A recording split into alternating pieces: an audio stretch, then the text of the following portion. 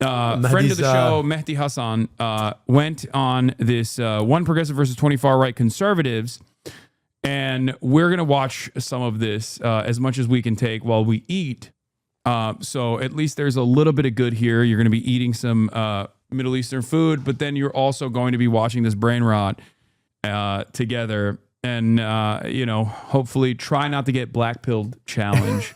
I feel like if this is brain rot material, it's like the best version. I'm not going to lie. Mehdi always raises the bar for all of us. So I know, but they got 20 folks who are trying to bring the bar way down. So no, the bar is low. And I was talking to him earlier, and he's like, "This is." He said something along the lines of like, "If this is America's political future, this is a disaster." He said, "It's a freak show," and he's right. It is a freak show. I have long talked about how the American political youth on the right have become completely and utterly removed from like whatever the old conservative methods were, where they are just actively and openly far right, openly Nazi, openly fascist. And I think this Jubilee is a little taste of that, where if you're under the age of 35 and you're like, I'm a far right conservative, like you're a fascist. And many of these guys will just say that in broad daylight. I'm going to bring the food right now. Family lineage of settlers from the 1500s. Colonialists. Yeah, colonialists. You don't look very Native American to me. I am Native American. Whites are Native Americans. What are you Sorry. talking about? You're not. Damn. What are you talking about? You're a little bit more than a far right Republican. Hey, what can I say? I think you can say I'm a fascist. Yeah, I am. Man, that laugh Listen to me. though. I am an immigrant. I'm speaking from personal experience. Get the hell out. I don't even like. I should get the hell out. Yes. Why? I don't want you here. I'm Mehdi Hasan. I'm a journalist. I'm the editor of Zeteo. And today I'm surrounded by 20 far-right conservatives. My first claim is Donald Trump is pro-crime and pro-criminal. Welcome. Nice to meet you. Nice to meet you. I'm Mehdi. I would just like to ask, what makes someone pro-crime versus, anti-crime? I think when you're soft on criminals, when you let criminals out of prison, when you pardon people who've assaulted police officers, you're pro-criminal. Donald Trump pardoned almost 1,600 people who were involved in January the 6th. I think 600 of them had been charged with assaulting a police officer or obstructing a police officer. 170 had pled guilty to assaulting a police officer. 70 had pled guilty to assault with a deadly weapon. J.D. Vance said, we're not going to pardon the violent criminals from January 6th. Donald Trump pardoned all of them. Are you okay with that? I would say January 6th is a very special case. I would say it's almost a climax point in history. I would just phrase the question this way. Climax right now history. in the LA protests, if they were to, just for example, they were to rush the capital of LA, I mean, they'd have to move over all the homeless people living in tents on the steps of the Capitol. But if they were managed to get into the Capitol and they were just protesting, peacefully, let's say police officers were rushing them in. They were letting them in and saying, hey, you guys can go in, like we have many testimonies that say. What about the violent ones, though? Okay, violent ones like Like a man named David Dempsey, a judge, a Reagan-appointed judge, sentenced to 20 years in prison. He stomped on police officers' heads. The judge said his conduct was exceptionally egregious. He attacked police officers with flagpoles and pepper spray. Donald Trump pardoned him. There's a man named Daniel Rodriguez. He got 12 years in prison for taking a stun gun and tasing a police officer in the neck. You can move that stuff phenomenal. there. The judge said he was a one-man old army. school and Donald Trump I'm good, man. pardoned him. Thank you. Does that not make Trump pro-criminal? Appreciate it. That was a He's treat. letting I'm violent not criminals eating out of pitas prison. either. I would say no, it doesn't make him pro-criminal. One, You're okay with that? I did not say that. I said that one pardon against somebody. It was 1,600 pardons. 600 of those were people charged one with... example that you just gave me. I can give you more. Just Okay, keep going. fine. here's the thing about And I'll say the Jenkins. exact same thing every single. I feel like, the hard part about fascism is it is not a logical conclusion. It is like the end outcome of power meets tribalism. And it's very difficult to actually either debate for or debate against. It's just like, I just think I'm better than because I am a certain particular kind of person and I have the power to turn that into governance.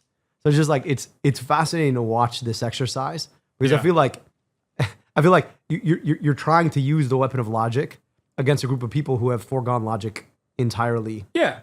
It's that's why like race realism, for example, is a really important tool for a lot of these guys because it's like it's a failed scientific justification for like inferiority and superiority. But that's like that's the most extreme level of like fascist racist politics, is like trying to justify it, trying to logic your way into these positions, even though the positions itself are completely ridiculous and illogical. Yeah. Your argument will fall apart because it's Okay, not just go one for example it, if I go keep for it. going. Go for it then. Okay, Shane Jenkins got 7 years in prison And thank for you, man. 9 criminal Utensils. offenses, attacking police with a deadly weapon, destroying How government property. How do, Trump how do pardoned pardons him. that probably shouldn't have happened turn into pro-crime? There's some So you've agreed that they napkins. shouldn't have been pardoned? Sure, but that wasn't your Vince. claim. Was January 6th? We Your don't- we claim don't, was Trump is inadvertently prove pro-crime. that Yeah, point. because he pardons criminals. Okay, You know, I he would was say called- that's a fault. Let's talk about non-generous people. You don't want to Okay. get He's canceled pardoned by the people like Paul racists like Walsh, Zoran did. who took millions of dollars from his own employees, was sentenced to tax crimes, had to pay back $4 million. Trump pardoned him. He bought himself a $2 million yacht. Dude, have you Why been is in he Michigan? pardoning criminals like that? Have you spent any time in Dearborn? I have never been to Dearborn. I have been to Ann Arbor, is the only place I've been to in Michigan, because I went to University of Michigan, like the campus, Nice. That's my hometown. way That's where I back in live. the day with the Young Turks. Nice. I don't think you should. I don't think really presidential pardons should be a thing at all. But I don't. I think, agree. I don't think that. All right, pause. That means something. You've been voted out by the majority. Please return to your seat. Thanks. So the red flags, do you know how that works? Mm-hmm. Okay, so you're familiar with this setup. All right.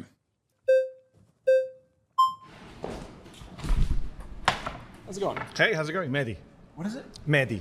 You're from northern UK, I guess? I'm from London, North London. Okay, fair enough.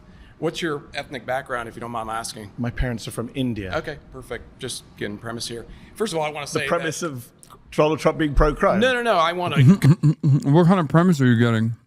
I love how he's trying to Concerning be nice myself about with it too. He's like, Yeah. if you don't mind my asking. What if he was like, I do mind your asking, fuck you. Hold up. I'm about to be racist. I just want to know exactly what kind Who am I of being racist racist against? Exactly. Yeah. Let me dial in some of the stereotypes. here. Go ahead. Polite racism. why you care about what's happening in the U.S. first and foremost. Secondly, I want to say this: with the argument, should people who live in the let me US not finish. care Let's about- let's not interrupt each other, because I have this thing. Like people know, I have this thing. I have to stay calm. Okay, so Okay. here's the thing. I have this thing. It's called this being thing? a bitch. I can't hold my own in a conversation without throwing a fit. See, this is the thing. This is the kind of masculinity. He's like, listen. You don't want to see me if I explode, bro. Yeah. Uh, Little man. what are you gonna do? Be more racist than you already are. Yeah. I am happy that he released J6. In fact, so much so that I was prepared to protest if he didn't. So when Wow. you say, are you okay that he's pro-crime? Sure, because you know what? We're changing the definition of what crime is, first and You foremost. don't think stomping on police officers' heads is a crime? I don't think it's no longer a relevant conversation anymore. You're Really? arguing. No, it's not, because you know what? Okay, have you seen the U.S. in the last 4 or 5 years? Yes, I've BLM lived protests. there for a Have you while. seen? Okay, I myself have been involved in these protests. I've seen egregious things that you couldn't even imagine. So we being have no done rules to then? conservatives. It's not about that. It's it about about? tribal warfare. That's where we're at in the U.S. I don't know where you're at in the U.K. You're from India, so I don't really. I'm not from Let me India. pause Oh, real sorry, quick. your parents are from India. See, this is the thing that kills me. Man. It's just like the people who accuse folks of tribalism generally appeal to tribalism themselves, and that's the crux of it all. It's like the premise of his entire argument is you don't belong here because your family originated in a different place. You shouldn't care about what happens. Ergo, I get to define everything that's relevant about this place and then debate you on the premise of what I just defined. And anytime you refute me, I'm going to go back to this idea that actually essential tribalism is really the differentiating factor that really matters at all. And I'm going to keep making that point to you. And part of me says, the funny thing about it is like, because when you speak and you say, let me refute this point, they're like, oh, but you're coming from a different tribe. So it's like, it's impossible to refute that essential argument. And it's so antithetical to everything that this country is built on. I'll blow your mind here for a second. I was raised by my father, who's an Egyptian immigrant, and my stepmom, Jackie. And so I'm ethnically 100% Egyptian and, I'm born and raised in Michigan. My brother, Osama, he is ethnically half Egyptian, ethnically half white. And so my stepmom is a daughter of the American Revolution. They can trace their lineage back to Abigail Adams. And so, somebody like him, I mean, at some point is like, look, he's as ethnically American as this kid is, and his name is Osama. And their vision of America would be that somehow that's a bad thing, right? Like the whole idea of what makes this place amazing is that it's not built on one ethnicity. It's that it can actually encourage people from the rest of the world to come here and build here and be a part of things. I mean, your dad came here to build stuff. Mom came here to build stuff. My dad and mom came here to build stuff, and they did. Like my dad holds patents and taught, thousands potentially of students, hundreds of thousands of students, and worked for the big three. Like the notion that somehow America is better without immigrants, part of me is just like empirically untrue. But then in the conception of somebody like him, impossible to refute because you don't have a contrapositive of what it would have been. And so it was fascinating. My brother, after 9/11, right, my parents were like, oh, you could just go by Sam. He's like, no, my name's Osama. And it's as American as any other name, right? And it was like, I would have been 8. This discourse was popping off on Twitter, unsurprisingly, about Omar Fateh being like, no one named Omar would be a part of the Revolutionary War. And I always found that ironic because it's like, first of all, that's historically incorrect. And secondly, half of the accounts that were making that argument were like Catholic, papal enjoyer or whatever. And it's like, those guys would literally skin you alive before they would even harm the head of hair on a Muslim's head originally. Like the OG Revolutionary War guys would literally just destroy you for being a Catholic far before they would ever get mad at a Muslim person, ironically enough. So pick and choose. That's what happens when you pick and choose your history, right? Yeah. Cherry picking history doesn't usually work out for folks. India. So I'm an American you have citizen. your own stakes. I'm an American, You're an American citizen? Yes. Okay, fair enough. I don't know how you got that, but fair enough. Here's the thing. Are you an American citizen? Absolutely. Okay. But here's the thing. Not sure how you got that, but okay. Born here. Okay. Born here, and my family lineage is settlers from the 1500s, so I have some stake in the claim here, okay? But you're a little different But you're than a yours. descendant of immigrants. Settlers. I didn't know. Colonialists. Yeah, You don't colonials. look yeah. very Native American to me. I am Native American. Whites not. are Native Americans. What are you Sorry, talking about? you're not. What are you talking about? You're not. Whites are Native Americans. Really? I think What was you're- happening before the 1500s? I think you're getting confused with it. I don't mind going on a tangent, but what was happening before the 1500s? Calm down. I think you're getting. What was happening before the 1500s? There was indigenous people here that came here from Do you know Asia. what indigenous means? Listen, all right, what do you do with this? What do you do with this? This guy's like, whites are Native American. There were indigenous people here. Okay, what does indigenous mean? Like what? How? I don't. Oh my God, it's so stupid. listen, before Indigenous America, people Let- can't you come let from me somewhere finish? else. Why do you ask a question if you're going to interrupt? I'm not sure if you know what the meaning of indigenous means. I do know what it means. It Doesn't means sound they like it. came here first, right? They came here from Asia by way of land bridge. Have an argument with Neil deGrasse Tyson or anybody else about that. I don't care. Is he an American? I genuinely don't. Oh, shit, damn. never mind. He said it. He said it. Native Americans are Turks. Did you know this? Really? No, it's not real, but my grandfather, Turkish people think everyone is Turkish. There's a big I I feel like this is true of a lot of groups of people. yeah, a lot of people do that, but there's like a big Unless you're like- Turonic mythology surrounding Turkish culture, and my grandfather would say that Native Americans, like, they crossed the strait and they're Turks, like they crossed from the Asian plains, so technically they're all Turkic. There you go. And there is like some kind of genetic thing that both Native Americans have and Turkic people have. It's like a tooth thing. I don't know, but it's not. It's ridiculous. It's before even like the concept of Turkic peoples Of like existed. an ethno Yeah. of ethnicity as a. Yeah. I mean, if you just step back and you actually think about like what it means to be a member of an ethnicity, right? At some point, like we're talking about humanity originating, people going to different parts of the world, and then adapting to their local climate in ways that punch up certain genetics and punch down certain other genetics, such that we get different colors of skin and different body habituses and different propensities to sweat or grow muscle or run fast or run slow or grow tall or whatever it is. And now like we have this sort of fealty to this idea of like of genetics that have been expressed more or less that we call ethnicity.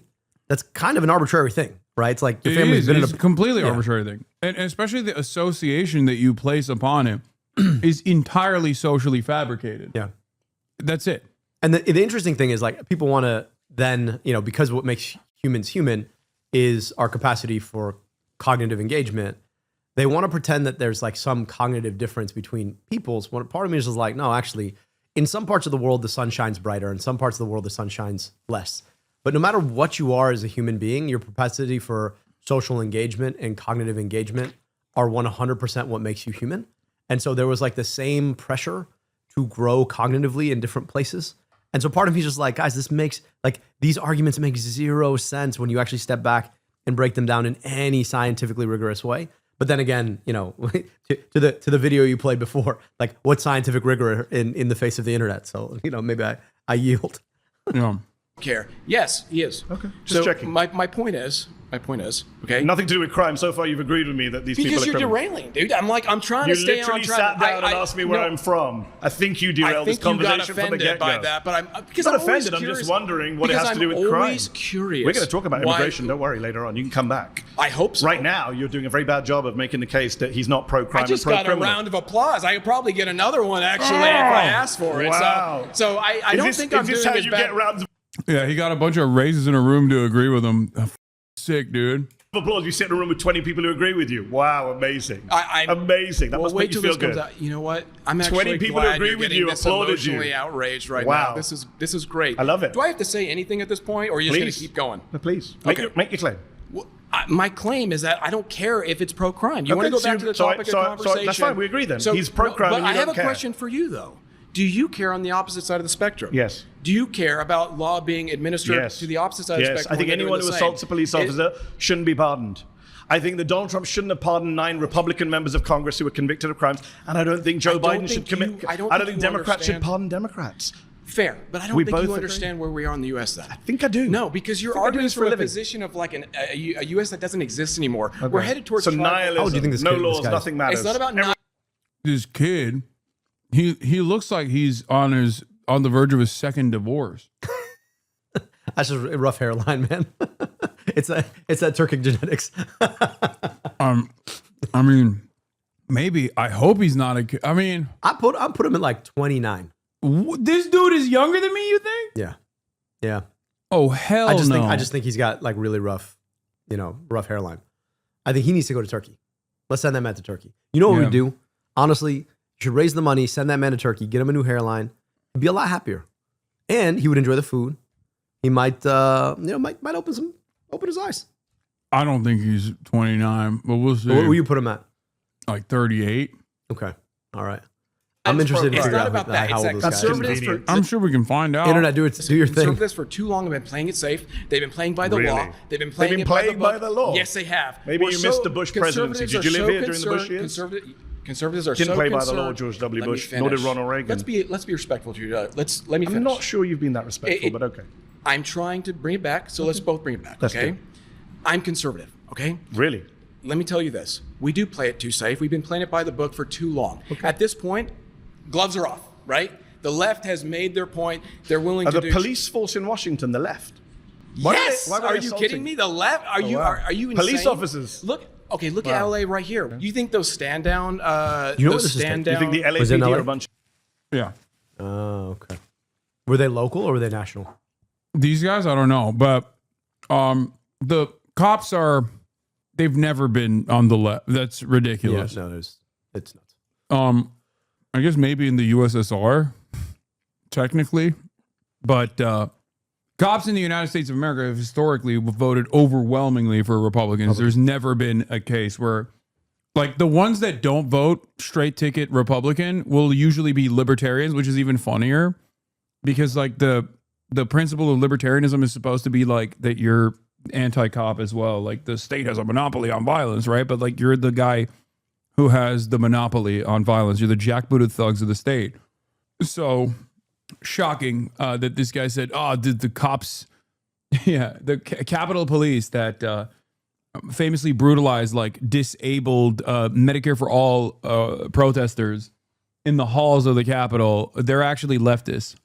It's because anybody who opposes, I mean, this is the thing. It's like when you're flexible with the idea of what a leftist is and you just define it as anybody who opposes a, fascist would-be authoritarian, then anybody can be reframed as a leftist, as long as you disagree with me momentarily, which is like this is like the Trump playbook.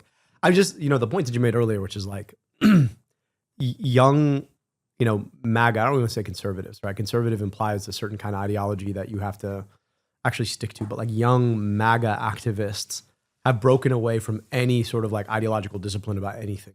And so it becomes just nearly impossible to actually debate on any real terms that are not tribal. Like, you don't look like me, ergo you're not part of this, so your opinion doesn't matter.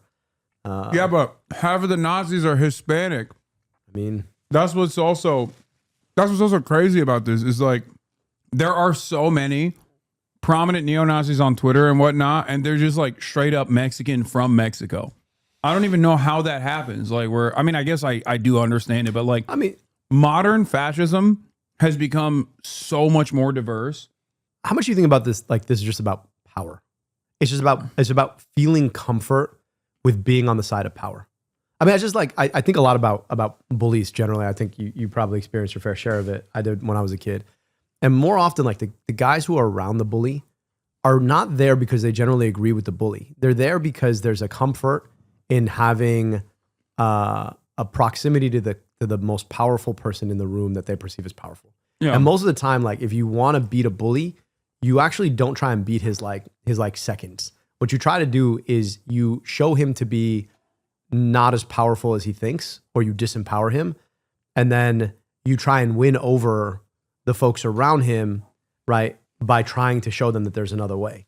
And I just think that like so much of this is just about actually like a comfort with power and a fear, not even comfort, it's a fear of power and what power can be done against you, especially if you're like a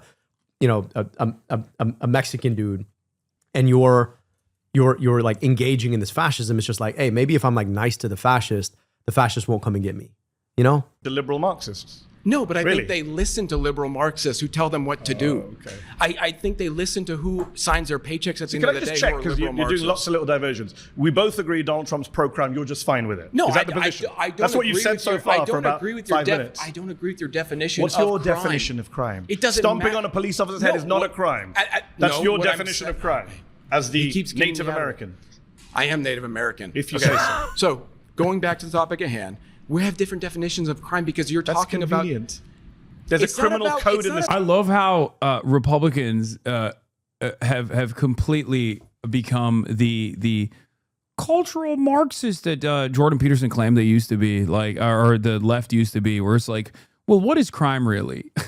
Like, he's like, let's get down to the definition of the term crime. Let's break it down, really. I mean, is it really a crime? It's like, dude, are you an anarchist? Like, what do you mean? Well, what is crime really? Like, it's just, it's like, I mean, it's the same sort of secondary bullshit, which is like, well, we can justify this because it was for a greater outcome. And you're like, no, you cannot. I mean, just think about like all of the logical gymnastics that seemingly well-meaning people had to do to justify Donald Trump back when he first came down the escalator. You're like, this dude, you would not let this dude babysit your children. And that to me should be like the simple basic thing that like, if I left my children with you, they would be safe because you would pay enough attention to them. You would not hurt them yourself. I would let, like, I don't think I'd let any American president, if I had children, alone with my children. I mean, but like this man just like strains credulity. Like he's the kind of person you want to protect your kids from. You know what I mean? Yeah. Like literally, he's the kind of person you're just like, no, actually, you will never have access to my kids because you are patently immoral. Like, and people justified that in the name of morality. It's the same shit. Maybe Obama. I mean, but he smoked cigarettes. So, I mean, he did a lot worse. I don't think he smokes cigarettes in front of your kids. Though. I'd be happy like, to let. I hate to admit, I'm not like the biggest fan, but I think Obama would probably be the only person that would be like a competent babysitter. Well, Carter would have been. I would have. Maybe Carter in his younger years. Again, we're now separating the man from the position and what they've done. Because once again, same with Carter, same with Obama. If we're looking at like their impact on the global stage, Post presidency, Carter was sure was an angel. Yeah, sure, he would be great as a babysitter. It's called the U.S. Criminal Code. You know what? Let's focus That's on what what we everyone agree on. focuses I'm on. sure you and I actually agree on a lot Do we more than agree you that realize. people shouldn't stomp on police officers' heads? Can we agree on that? If I'm you don't not- agree on that, then I really think this conversation is kind of No, pointless. because first of all, you're saying what? That the police have the authority, that they're given the authority. I don't accept the authority that's been it's a given by very liberal conservative Mark. position. I'm The conservative are pro-police. Then you Or don't we know what a redefine- real. Yeah, what hey, happened to, listen, like, you're rule of redefining law? juggernauts right now. We Okay? redefine I'm telling you right now, conservatives. you are going to be blown I open mean, if you think yeah, that my if we're going to position is struggle with the alt-right, English you language have for the no next couple idea hours, then yeah, what you're we'll up struggle. against right now, okay? 100%. Yeah.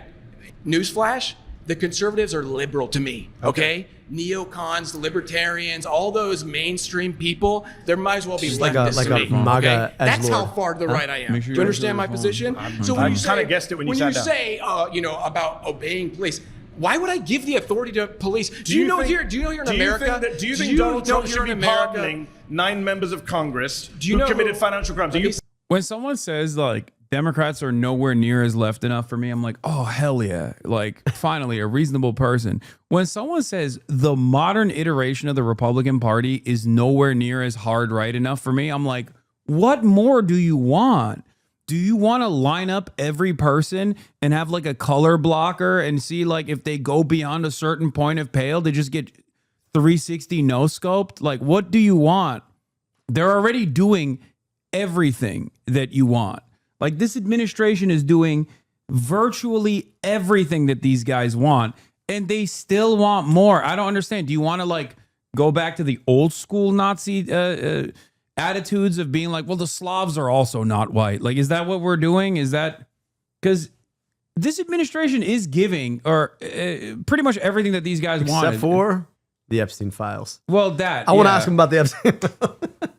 No, but I just don't. I don't understand. Like, God, conservatives are so spoiled. I wish I could like live in a world where my representatives on my side of politics was giving me a fraction of what I wanted with the same severity that like conservatives will offer them everything. Because it's not like they're running on material change in the positive direction. They're running on tax cuts and deregulation. These guys are too stupid to recognize that doesn't actually help them in the short term nor in the long term.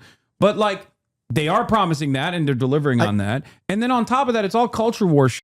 And they Yes. get all of the culture war shit. This is the thing about though. They've decoupled the conservative movement from MAGA.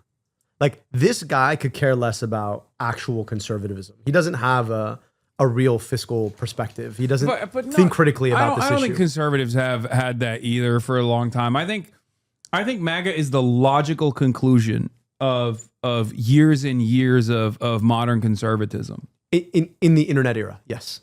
I think like if the internet never came about, like, and we didn't have this complete splitting and algorithmic like amplification of certain like some of the worst shit, I think we might have avoided this. But you're right. Like what this guy comes for is the tribalism.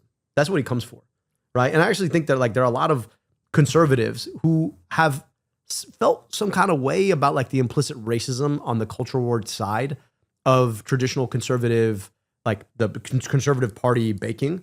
And I think in some respects now it's just decoupled and they're all trying to like figure out how to roll together. And this guy could care less about like, I frankly, I don't think I could care less about tax cuts, right? He's just in it for tribalism.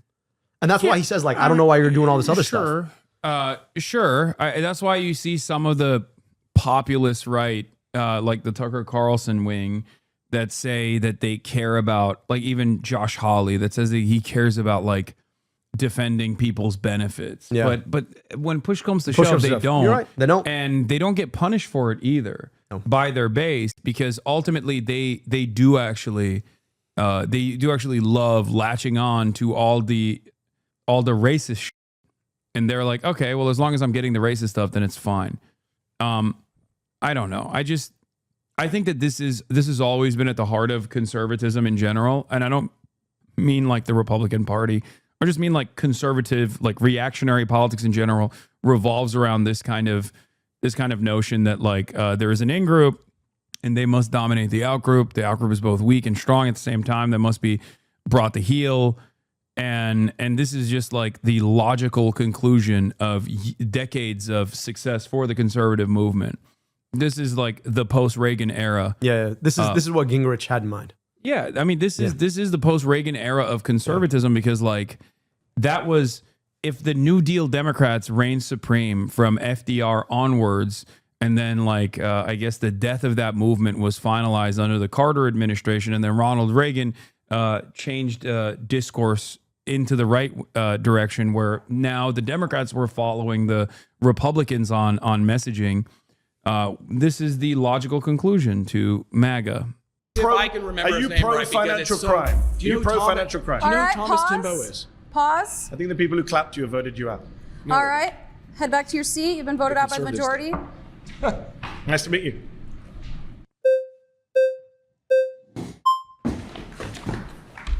Hello, there. sir. How are you? Hey, so I'm going to be as respectful about this as possible, but the truth is your claim is completely bad faith. You do not care about being anti-crime. You yourself are pro-crime. Your side is pro-crime because you're a progressive. How am I pro-crime? So I'll give you an example, right? So your side, not Donald Trump, has passed a series of laws in California. Let's go with California. It's where we are right now. It's where I'm from. I don't know. Are you from California? No. Or okay. So in California, for example, the state legislature, completely progressive, just passed a law that limits sex offender registration to 10 years. It was life before. That's pro-crime. The legislature in California, which is progressives again, has passed a law that says the voter-induced three-strike law is no longer absolute. If someone attempt murders someone, stabs someone on 3 separate occasions, a judge now does not have to give them life. That's a progressive law. That is not. That is pro-crime. You support that, don't you? I actually don't support sex offenders coming off a list. I think they should be on for life. Okay, so you disagree with progressives. So hold on. You and I both agree that sex offending is a bad thing, especially child sex offending, right? It seems like you and I agree on that. I The agree on that. legislature of California doesn't. So I'm not here to debate the legislature of California. I'm here to debate You're Donald progressive. Trump being pro-crime. But And you're I'm progressive. saying that Donald Trump was friends with Ghislaine Maxwell. When Ghislaine Maxwell, who's the worst child sex trafficker of our lifetime, she's serving over No, 20 years. Do you know Ghislaine Maxwell? Yeah, she's actually not. Jeffrey Epstein's the worst sex trafficker. He's dead. I'm talking about people who are alive right now. It's interesting. Dude, wow, what an incredible argument. It's actually not. Jeffrey Epstein is the worst. Not her second in command.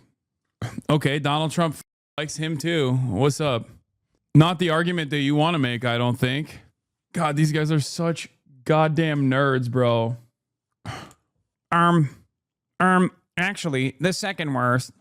Interesting, though, you didn't use his name, right? Wouldn't he be the one who did this? Oh, great. I'm glad you brought up Okay. Jeffrey Epstein. Jeffrey Epstein, before he died, did an interview with Michael Wolff. He's on tape. I don't know if you've heard the tape. He says, my closest friend was Donald Trump. I was his closest friend. Elon Musk, I'm not sure if you've heard of him. He tweeted recently that Donald Trump's name is in the Epstein files. And Ghislaine Maxwell, who was the right-hand woman of Jeffrey Epstein, when she was on trial for child sex offending, which you and I are opposed to, Donald Trump stood up and said, good luck to her. I wish her well. So He did say that. That's true. Very weird, but that is a thing that he said. yeah, that makes him pro-crime and pro-criminal if he's being soft on child sex Well, you traffickers just said they like were his Epstein. friends. He's No, clearly I'm saying he was something- friends. I love Mehdi, but honestly, God, his premises are they're so liberal. I don't know how else to describe it other than that. His Donald Trump is pro-crime and pro-criminal is yeah, it is. I think we got to get more creative when dealing with fascists nowadays. Fascists need to go to prison permanently, or things like what the partisans did to Nazi collaborators wasn't wrong, and maybe an important an important method of dealing with modern versions of fascist movements, things like that. Don't you dare criticize Mehdi. You wish you could debate like him? No, I would never call into question his skills as a debater. He's great. And it does seem like he was blindsided by how openly and transparently fascist they were. To be fair, if you're not in the spaces that I'm in, this is unironically next level brain rot where you don't realize how much of the modern American right-wing movement is just objectively fash, especially under the age of 35. This was a shocking revelation for a lot of my normie friends who hit me up after this, and they're like, what the is going on, bro? I'm like, dude, have you ever met a 25-year-old right-winger? Young American conservatives are all like this. They're just insane freaks. I mean, who do you think was putting up the black sun on the Ron DeSantis campaign, they don't realize that so much of the youth movement in this country is just straight up neo-Nazi. So much of it. And I guess my brain is so broken because I have to deal with these guys online all the time and the fans of these guys all the time. So I'm kind of used to it. Whereas the only time Mehdi actually talks to a straight up neo-Nazi is when he's debating some Israel defender, So I'm sure he's used to it from that angle, but he's not used to the American Hitler Youth and what kind of sentiment they are circulating around in their field of discourse. Was friends with Epstein. You haven't seen the videos? They danced together, partied together. Epstein said I was his closest friend. He's not supported the pedophilia part. The only people supporting pedophilia that's not are the true. left. Trump gave a speech about 20 years ago where he said Epstein's a great guy. He loves young women. A lot of them are very young. Nudge, nudge, wink, wink, laugh, laugh. So yeah, I think he's pro-crime and pro-criminal. So you think he's soft on sex offenders? Do you have any friends? Aren't you a neo-Nazi? You're constantly discriminating other people because they disagree with you. Do you think that's what a neo-Nazi is? Discriminating against other people because they disagreed with me. Do you think a difference in opinion is the same as like unchangeable qualities about a person, like the color of their skin or where they're from? That's what being a fascist is. Saying someone who has like horrible opinions is stupid is what makes someone a Nazi. Are you okay? Not liking conservatives is the biggest crime we commit against them. Yeah, and they will never stop me. I will consistently continue to dislike reactionary thought. They're not even in chat anymore. I don't think they ever were. I don't even think they're existing on the same planet. I like your style right now. Fits you better than the Gen Z fits. I like both.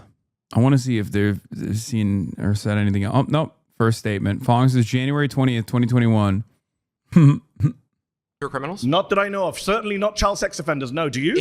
No, of course not. Okay, so we're both in agreement again. So why are you defending Donald Trump? If it came out tomorrow that one of your friends was a child sex trafficker, you know what I'd do? You'd stop being friends with them. Yes. And I wouldn't say... And then I'd go on TV and I would say, oh, look, Mr. Hasan was friends with this guy 10 years ago. Therefore, he's pro-child sex trafficking. What if Mr. Hasan said, I wish them well when they're on trial? Wouldn't you ever go at me for that? You wish your friend well on trial? Yeah, child sex trafficker. Would you be mad? I wouldn't wish someone well, but that's Donald your Trump gotcha. did. That's your gotcha. It's a pretty big... I mean, would you ever let anyone go if they were liberal and they were saying that? No, I don't think you would. I think the only reason why you're saying that right now is because Trump is the one who said it. That's insane. That's your gotcha that my favorite president wished a prolific sex trafficker of minors well. Excuse me, what is he supposed to do? Break her out of prison? You're going to find a way to make that seem normal too. Gotcha. He wished a friend pretty well. big gotcha. Okay, he praised the what you're really trying to do right now is you're trying to get back to Donald Trump on a personal level. Elon Musk says his name. What's his policy? Oh, you want to talk policies? Yes. So when he left office in 2020, he left behind the highest murder rate for over 100 years. He left behind the highest murder rate? That is the most bad faith claim you could possibly make. It's a fact from the CDC and you know data. what? Here's why it's bad faith. Can I finish a sentence and then you can come back in? You're just lying to people. Donald Trump. I'm lying? Can I finish the sentence? Donald Trump does not cause the murder rate. Murder is a state level crime. That's hilarious. Gavin Newsom is more responsible for the murder rate than Donald Trump is. That's hilarious. So Donald Trump's not responsible for murder rate, but other politicians who are Democrats Yes, are. because it's Everyone a state level law. That's like saying I'll say Republicans are too. State governors who are soft on crime are the ones that are responsible for murder rates. Let me finish a sentence. When Donald Trump left office in 2020, between 2019 and 2020, according to data from the CDC, from the FBI, from Pew Research. Oh God, what is that? What? I'm sorry. What is peeking out from the corner? At first, I was going to make fun of this classic young American conservative fit, but that is crazy. Someone said Pringles guy has fallen. Oh my God. They got a magician? The 30% increase in the murder rate between 2019 and 2020. It was the single biggest jump in the murder rate since 1905. And so he's pro-crime who's doing the murdering? and pro-criminal. Who's doing the murdering? The murderers. So aren't they responsible but why for the did murder it go rate? up on his watch? What? Why did it go up on his watch? Gee, that's very real bad. Wait. Who's doing the murder? Aren't the murderers responsible for the murder? Then why do you care about who governs? Because you're so hyper individualistic in an effort to defend Donald Trump that like policies don't matter at all. They just seemingly, there is no way to I don't know, lower the murder rate. And the only reason why it has consistently gone down since like the 70s is because what? People just magically got better. Wait, I have an idea. America became more diverse since the 70s. Perhaps that's the reason. Okay. That's what I'm going to go with. More immigrants. More immigrants. That's why the murder rate is lower now.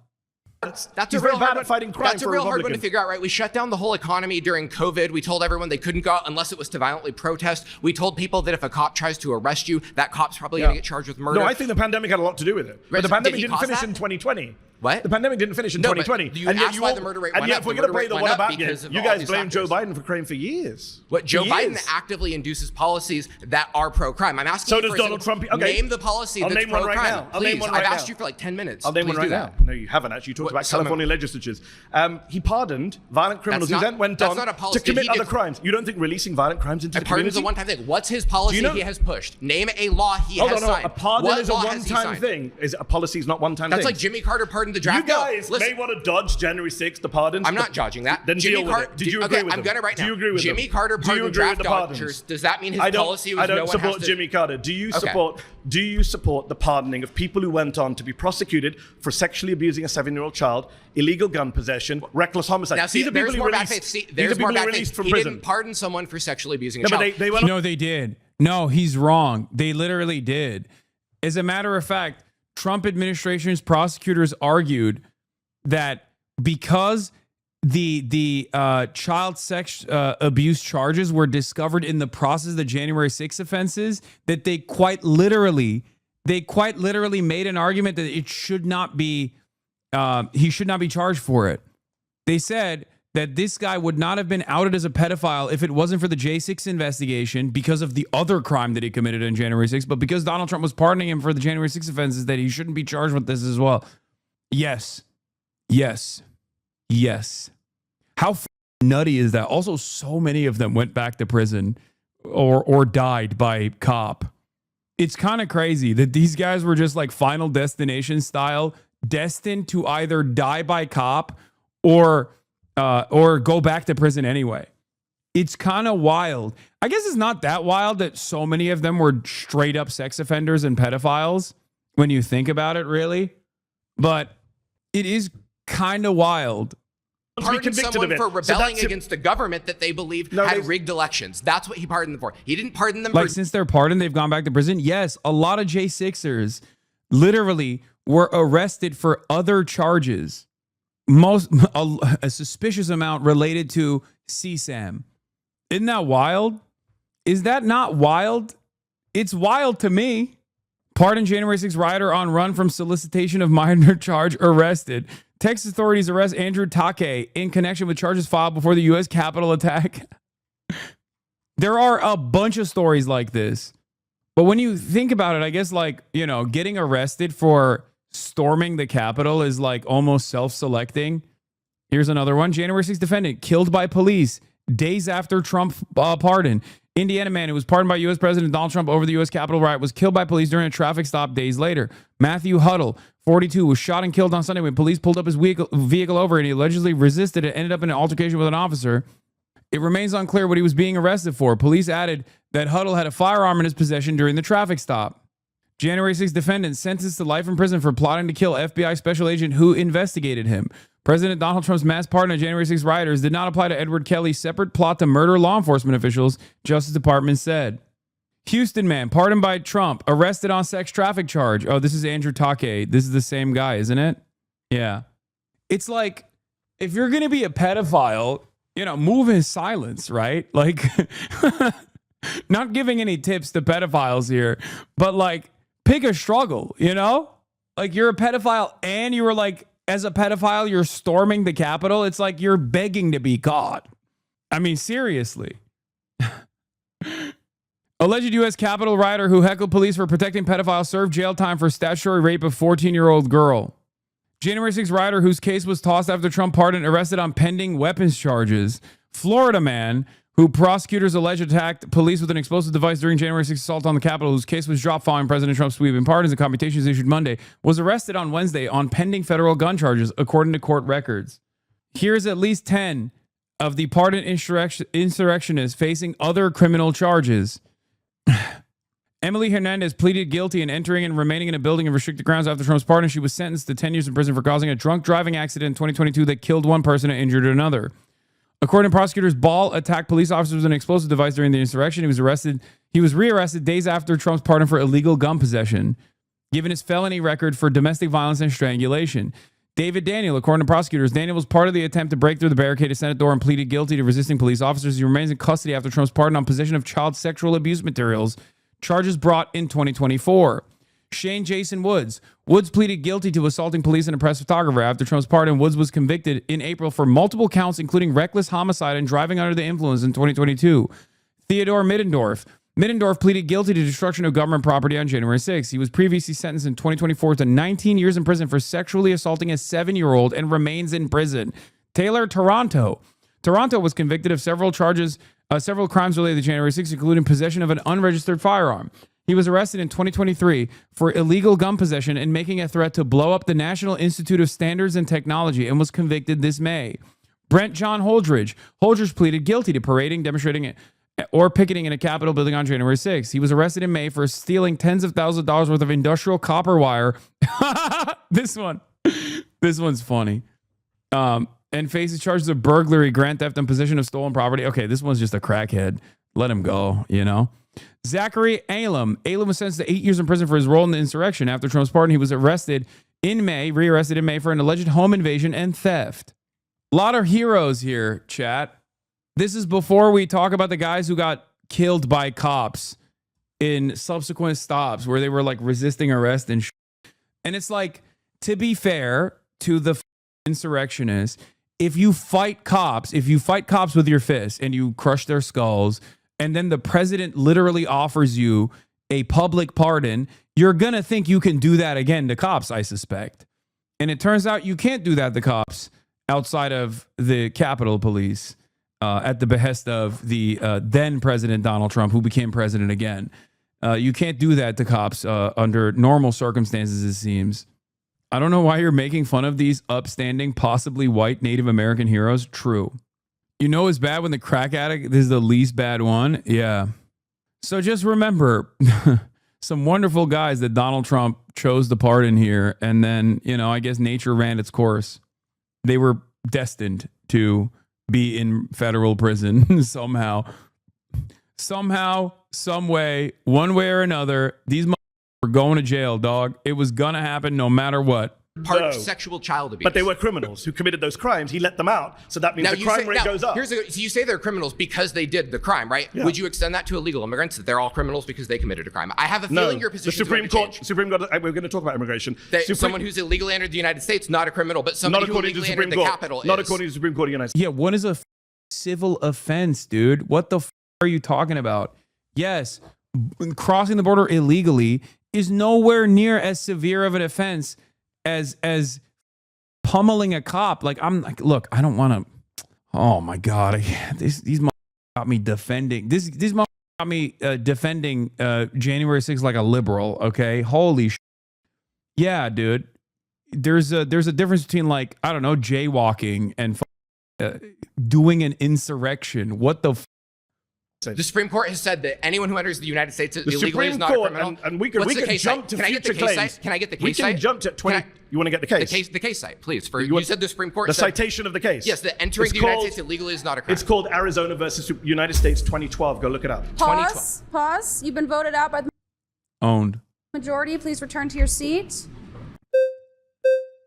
Jaywalking versus J6ing. Hey, how's it going? How are you going, sir? Nice to meet you, bro, I don't want to see another Hispanic Nazi, bro. Give me the magician. I want to see what the magician has to say. What is he going to pull out of that hat? Nice to meet you. Thank you for coming. I appreciate you. I really just more want to get an understanding. When you say pro-criminal, what do you mean? I mean that when confronted with people who've committed criminal acts, Donald Trump has been either soft on them, friendly with them, pardon them, and of course, let's not forget, I mean, we've got 5 minutes left, I'm surprised it hasn't come up earlier, he's a convicted criminal himself sitting in the White House. Okay, I want to make sure I understand you correctly, because I don't want to strawman you. No, you're saying I appreciate that. Every time. Oh God, every single one of these, I guess Jubilee is self-selecting with like debate purgatory, but this level of debate purgatory is so gross, where it's like, I don't want to strawman you, but can you define your premises, please? It's like, just be normal, dude. What is this, like, incredibly soy? There is nothing more soy than being a Reddit debate guy, okay? And every single one of these guys has that exact same tendency. Much to consider for all the liberals, okay, in the chat who also behave in this exact same way. Time that he's been confronted. Not every time. Most I didn't say times. the words every time. Most times. A lot of the time. A lot of the times. Yes. he's leaned towards criminal activity. I didn't say criminal activity. He has committed crimes. Endorsed criminal. He's been indicted for 88 different criminal offenses in 4 different jurisdictions by 5 different grand juries. He was convicted himself on 30. I don't care about this. On Epstein. He knows more information All right, than I do. Pause. That's time. Please return to your seat. Good to meet you. Yeah, take care. You're just complaining because you've never grounded your moral axioms. Yeah, exactly.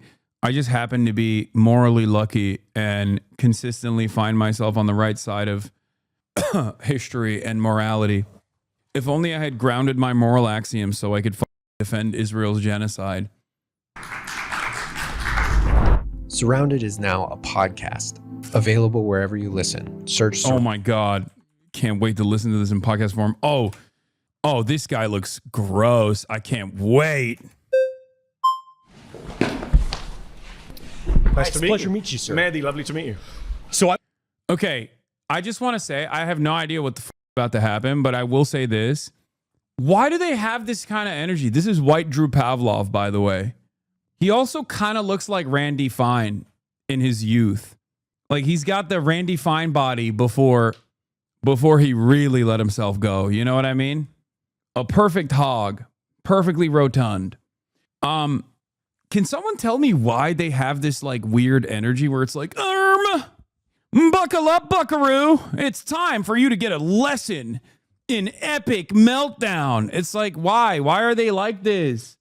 Why are they all like this? What happened? Why? Why are they so corny?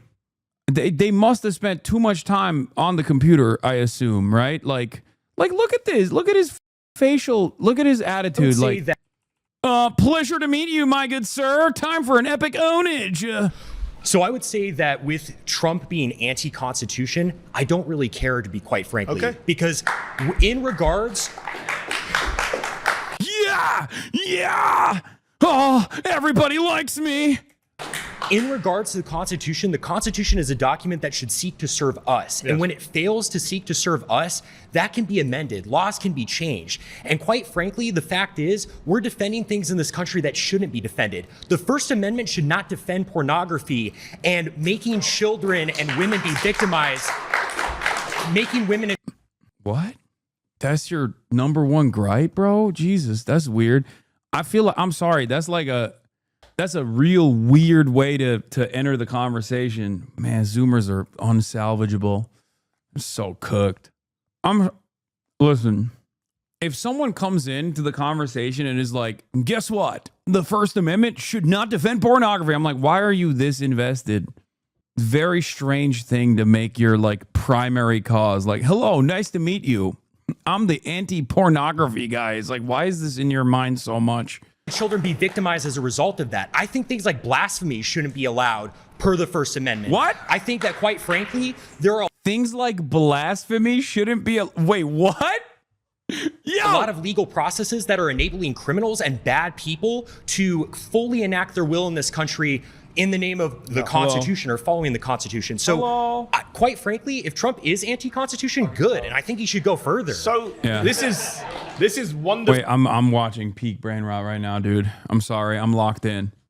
Revealing of the modern conservative mindset. So I appreciate you spelling it out. So quite in this Wait. country, processes that are enabling criminals and bad people to fully enact their will in this country in the name of the Constitution or following the Constitution. So, quite frankly, if Trump is anti-Constitution, good, and I think he should go further. So I'm sorry, but isn't this just like what people thought Sharia law is? Like being anti-blasphemy? What are you, a medieval peasant? Like, what are you saying? Like, isn't this literally what they think is happening in like Muslim countries, but they just like want to do it Christian style? And in more often than not, in more cases than not, like it's not even happening in said Muslim countries. this is wonderfully revealing of the modern conservative mindset. So I appreciate you spelling it out so openly. Just checking, do you support the Second Amendment? I do. Okay, surprise. I was shocked to hear that. I'm saying that Donald Trump is defying the First Amendment, the Fourth Amendment, the Fifth Amendment, the 14th Amendment. He's thinking of defying the 12th and 22nd Amendments. You're saying you don't care about the Constitution, but actually you do because you quite like the Second Amendment. You just don't like the bits that you disagree with. Can I just be clear on that? Yeah, absolutely. Okay. I'm more than willing to amend it and include whenever the it's in Second your Amendment. favor. Yeah, absolutely. So can Democrats do the same when they're in office? No, absolutely not. Because you don't it's the believe in friend democracy? enemy. No, I don't. Absolutely not. What do you believe in? Autocracy. By who? Honestly, quite frankly, anyone who is in line with Catholic teaching.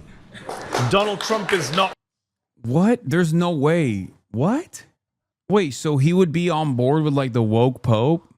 Like, isn't the current pope woke as well, as opposed to, I mean, the previous pope was even woker than the current one, but like they're pretty pro-immigrant around those parts. So I don't really understand.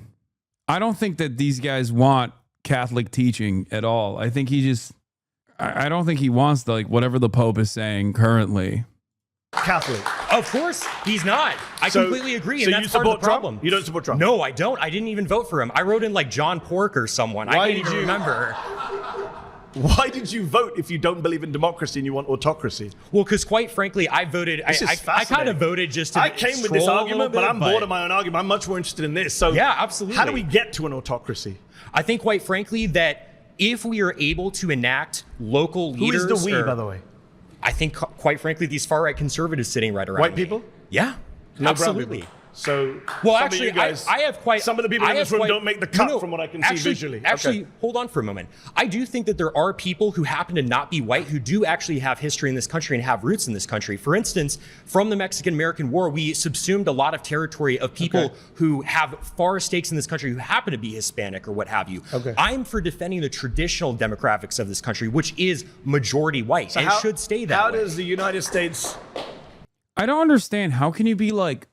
How can you call yourself pro-America and be Catholic?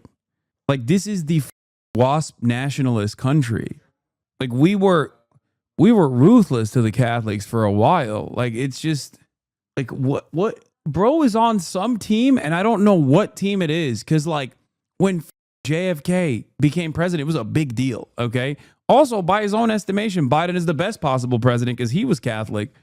Like, what kind of, I don't know what he's talking about. What the, I guess like for him, this fantastical Catholic movement is going to be like the best possible way to bring about fascism. I mean, we've gone so off topic, but how does the United States look like under you? Sorry, what's your name?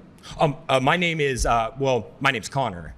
It's a pleasure to meet you. Took a little bit of a doubt there. Oh, well, I use a pseudonym online. Fair enough. But fair enough. How would Connor's America look? What would it look like? Well, This guy's name is Pine Sap. He's one of the gropers that got to hang out with Mr. Fuentes. Ugh. He's just a groiper. The self-identified fascist making the rounds in today's viral Mehdi Hasan videos and online personality in Nick Fuentes' groiper movement known as Pine Sap. Here he is speaking at a Fuentes rally in June 2024 and pictured with other figures in the movement. What the f? They're such ew. Mehdi also interviewed another groiper, Kai Schwemmer. He was one of Nick's leading fanboys in 2021. Gross. What? Frankly, I think we would deport people who shouldn't be here. No, I didn't ask about deporting. What does the government look like? What does the government look like? Yeah. I would say, quite frankly, it's under a... God, he just keeps saying quite frankly. It's like, evet, Nalden. Oh. A sort of benevolent leader such as, Where does he Franco. come from? It could be a kind of aristocratic class. Could be someone who picks the autocrat? Frankly, the people. I mean, we could hold a vote. Quite frankly, the people. Vote on it. Kings so isn't that democracy? Well, sure. You can have a vote to get to that stage. And then no more votes afterwards? Absolutely. Wow. 100%. Wow. And if that autocrat kills you and your family, you're fine with that? Well, I'm not going to be a part of the group that he kills because that's the whole thing. How do you know? Carl Schmitt Autocrats tend to kill everyone, Carl even their own Schmitt supporters. makes this point very well in his work. It's the friend-enemy distinction, right? Carl liberals, Schmitt, the Nazi theoretician. Yeah, absolutely. I don't care. Are you a fan of the Nazis? I frankly don't care being called a Nazi at all. I didn't say that. I didn't actually say that. I said, are you a fan of the Nazis? Well, they persecuted the church a little bit. I'm not a fan of that. But what about the persecution of the Jews? Wow, that was the one L for the Nazis. That they persecuted the church a little bit. Well, I mean, I certainly don't support anyone's human dignity being assaulted. I'm a Catholic. But you don't condemn Nazi persecution of the Jews? I think that there was a little bit of persecution We and stuff may like have that, to which is rename bad. this show but- because you're a little bit more than a far-right Republican. No, this is a Republican. This is the young Republican. This is the young Republican movement. He said a little bit. Oh, you said 6 million equals a little? Dog, this is not. He is not. He is trying to not so subtly imply that it wasn't 6 million. That's what he's trying to say. Hey, what can I say? If Mehdi didn't say anything, he would have slapped it too. Hey, what can I say? I think you could say, I'm a fascist. Yeah, I am. Look how happy he is to be like, I'm a fascist.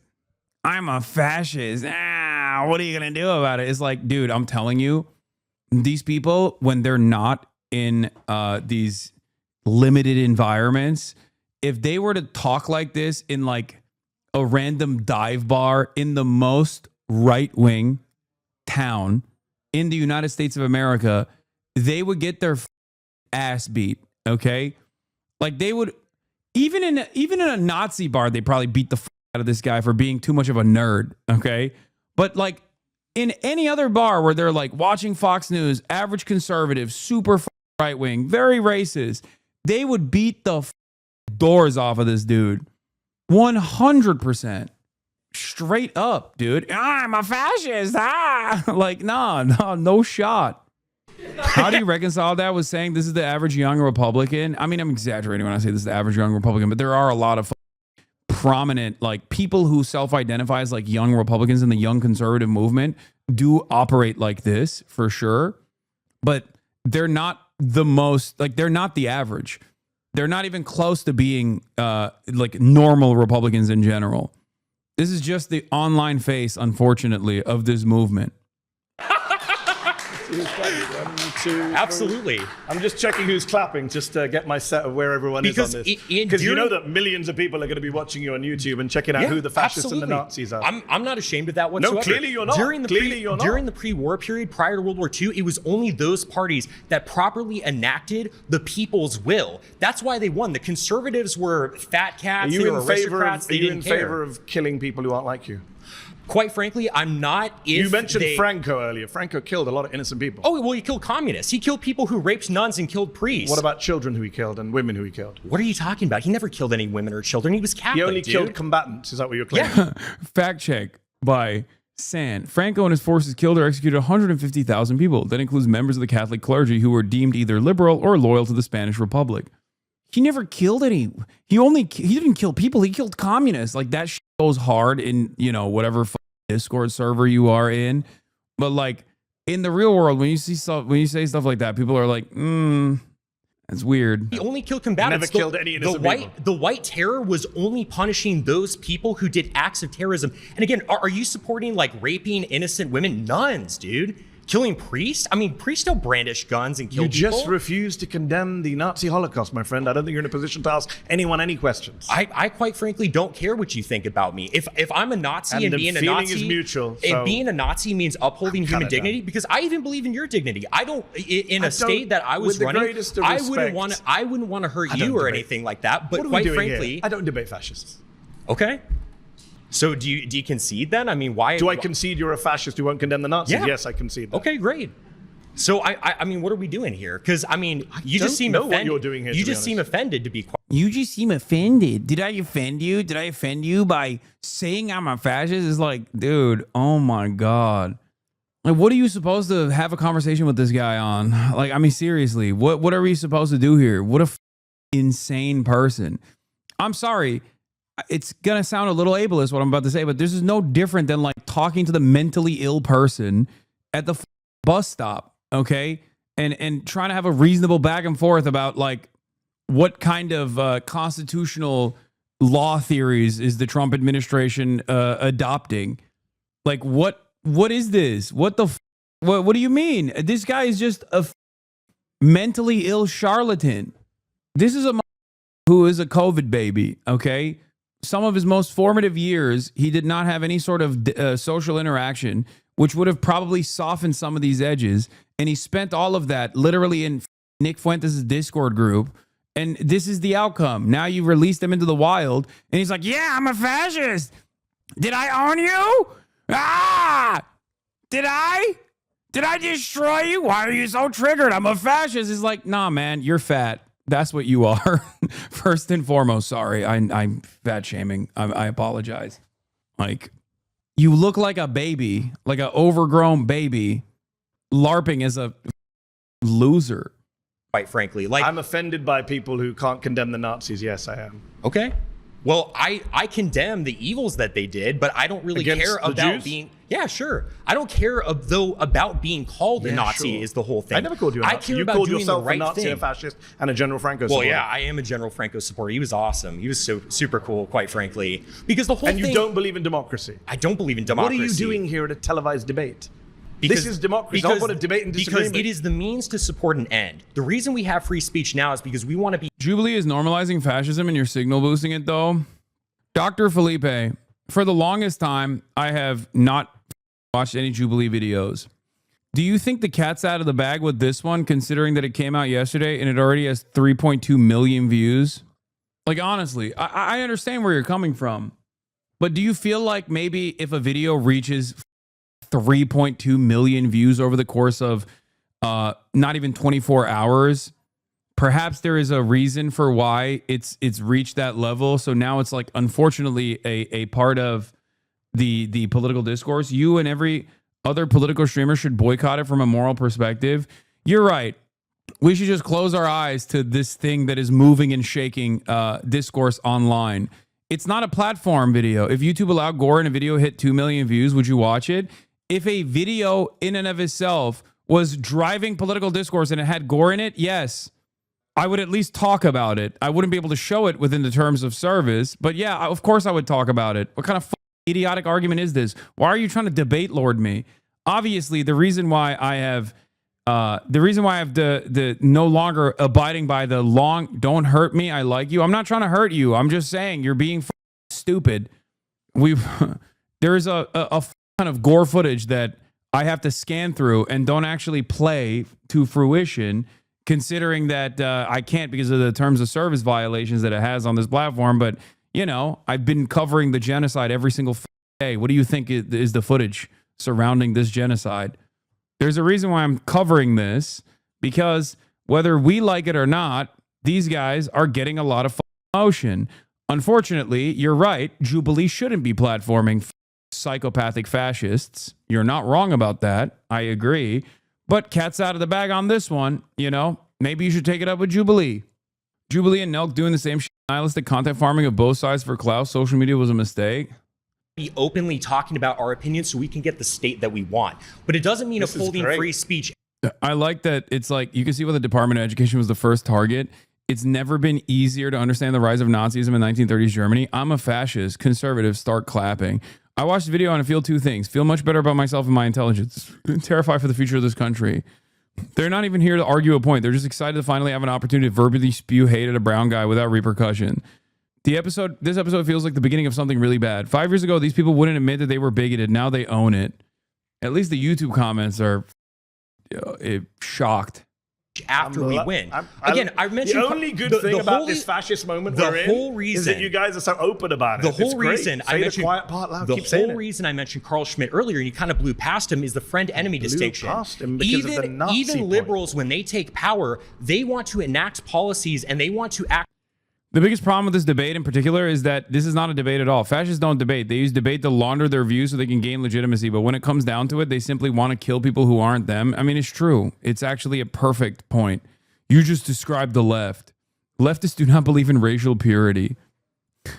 Fascism, but ironically, you wanting to silence those you disagree with makes you just like them. Evil.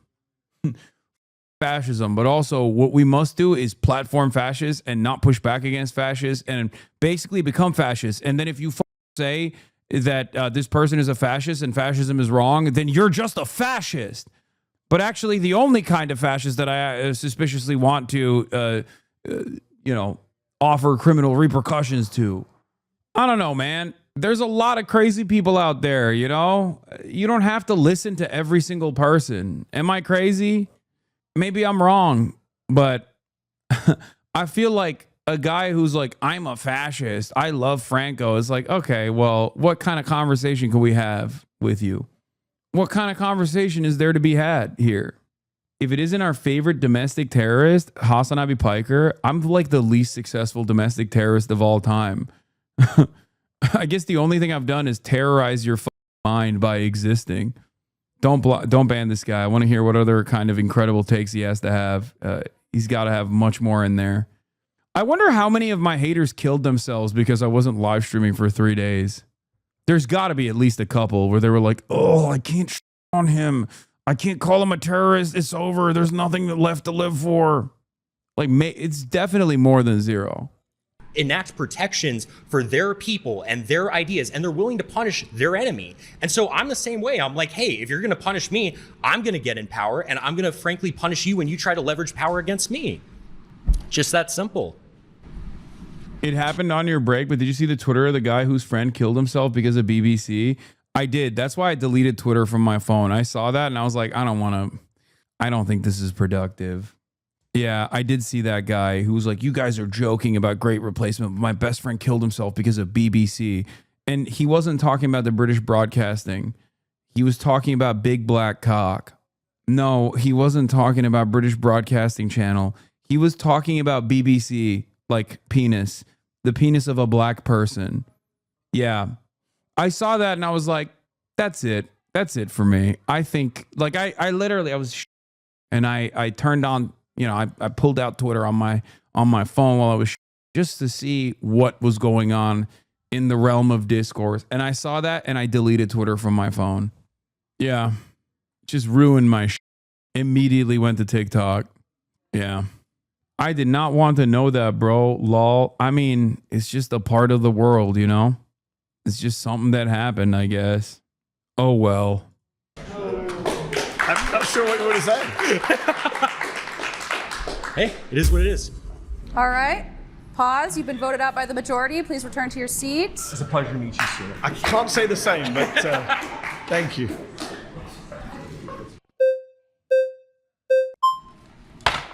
Good to meet you, Mehdi. Good to meet you, sir. All right. So I kind of want to start at the basics or the foundation. I want to see. Can I just check? Yes. Are you a fascist? No. Okay. I don't. I describe myself as, I think, just a Christian. Fair enough. I'm a devout Christian. Good to hear. So, I want to start, like, what is your connection? It's funny because like people are not, especially this generation, they're not more religious. I think the reason why they're claiming I think that the reason why they say they're like Christian is because it's like, I guess they've figured out like a more appropriate substitute for saying that they're like a repulsive little freak racist. To the Constitution, and why do you love it so much? Like, what makes it so important that Trump would defy something like the Constitution to you personally? Great questions. My first connection is I'm an American citizen. I naturalized American citizen, took a pledge to this country, to the Constitution. As a previous speaker has said, Constitution's not perfect. A lot of things I don't like about it. I don't like the Second Amendment. There's various amendments. I don't like the way the Senate is set up. I'm sure there's things you don't like about the Constitution. The difference is, I don't think you can just illegally defy the Constitution. I don't think each and every one of us can just make up whatever we want. Certainly presidents who are elected with an oath, right? Donald Trump took an oath to preserve, protect, defend the Constitution. And now when he's asked on television, isn't it your job to uphold the Constitution? He said on NBC, I don't know, which goes against his oath. And I'm identifying specific amendments where he is violating. He's only 6 months into his presidency, defying the First Amendment, the Fourth Amendment, the Fifth Amendment, the 14th Amendment. He wants to defy the 22nd Amendment and be president for a third term.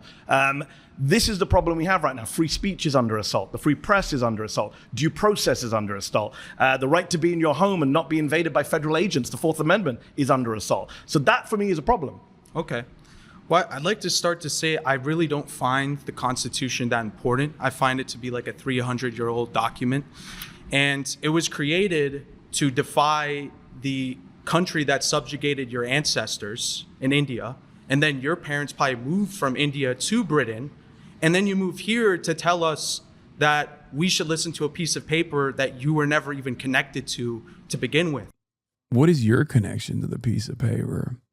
That your drunk rapist grandparents came here? Like what?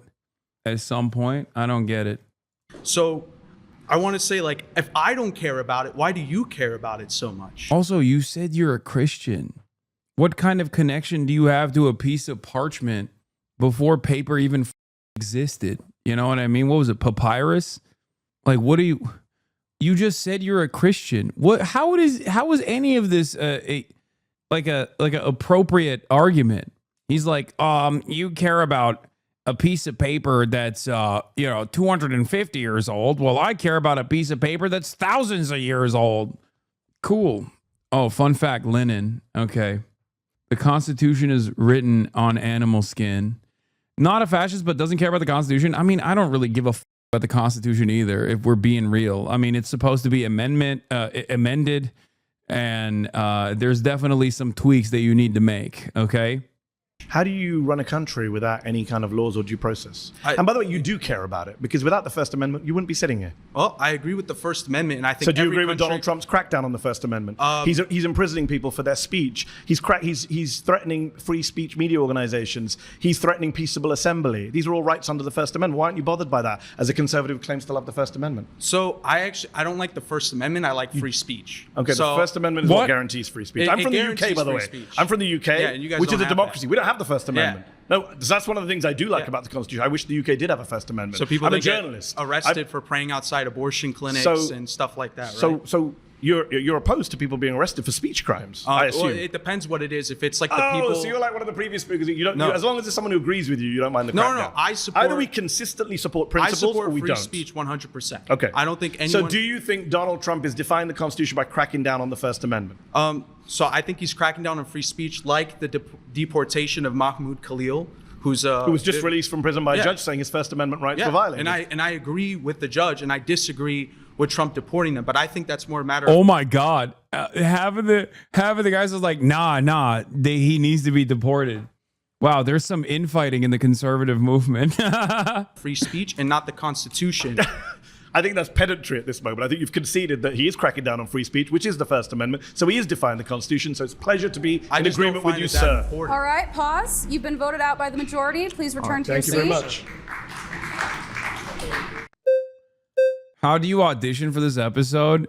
They literally were like, who can Sig Heil harder, I think. Like they were trying to get the best, the expert Sig Heilers for this one. Let the magician talk. I need to hear the magician. I need to hear what kind of crazy takes he has. Because ain't no way a guy that looks like that has normal opinions, okay? I'm Mehdi. Mehdi, great to meet you. My name is Kai. Do you, Mehdi, believe that the Constitution is important and good? Overall, yes. Do you believe that Constitution can be eroded through democratic processes? What do you mean by erode? The original intention of the Constitution being destroyed through a purely, democratic or legal process. I'm not sure I agree with that. Okay. I think if you're democratically amending the Constitution per the rules of the Constitution, that's fine. If we could find a constitutional way to get rid of the Second Amendment, I'd be pro that. So let's pose a hypothetical wherein the entire population of the United States has drastically changed. Yes. And the population now has completely different intentions about what to do with the country. Let's say it wants to give it all back to Mexico, dismantling the United States of America. If that's the case, then what's the use of the Constitution? It hasn't defended the country. In fact, it's allowed for its destruction.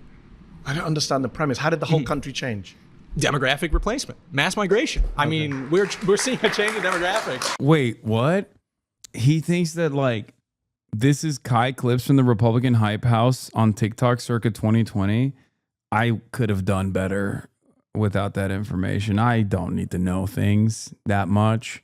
There are things that I don't need. There's a Republican Hype House and he was a part of it. Okay.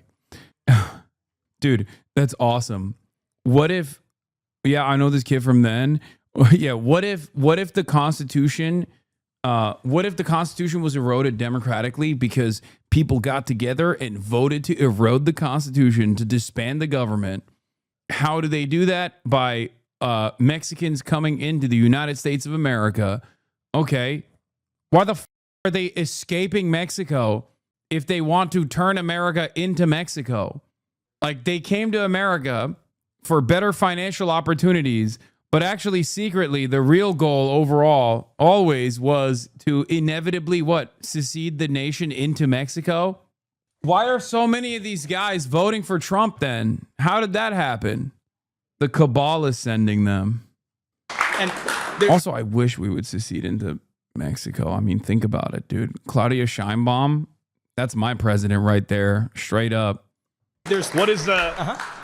I do want to talk about immigration today. I hope we talk about it. Everyone's itching in this group to get to immigration. Yes, sir. I've saved it. I've saved it for you all. But given we're on the sense of the Constitution, and you asked the question, what is the proportion of immigrants in this country? What proportion of the population is foreign-born? It's very difficult to measure because the actual projections of the number have been changing more rapidly. But what is currently the best estimate of official estimate? I think it was about 15%. Yes. Yeah. Just under 15%. Which is, by the way, more actually than the original estimate was. So but we 15% of the people are going to change the country, change the Constitution. How's that going to work? It's actually a nightmare. As someone who wants to amend the Constitution and get rid of things like the ridiculous way the Senate is set up, or the Second Amendment on guns, or various other things, it's really hard to change the Constitution. They made it almost impossible. You know, last time we had a constitutional amendment? You know like what? 20, 30 years ago. I understand, which is it was why on, I think, members of Congress pay. Which is like, why... it's impossible. I get it. So where are you getting this scenario where 350 odd million people all become foreign-born migrants or the children of migrants, immediate migrants, even though America is a nation of migrants,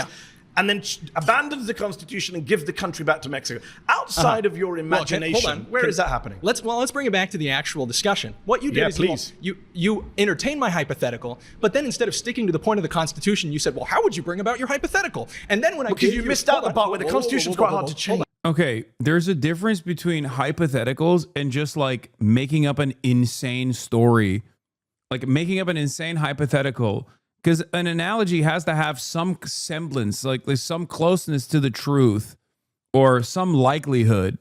Okay, it's like saying, okay, what if we democratically voted to just nuke ourselves? Huh, what do you think about democracy then, stupid?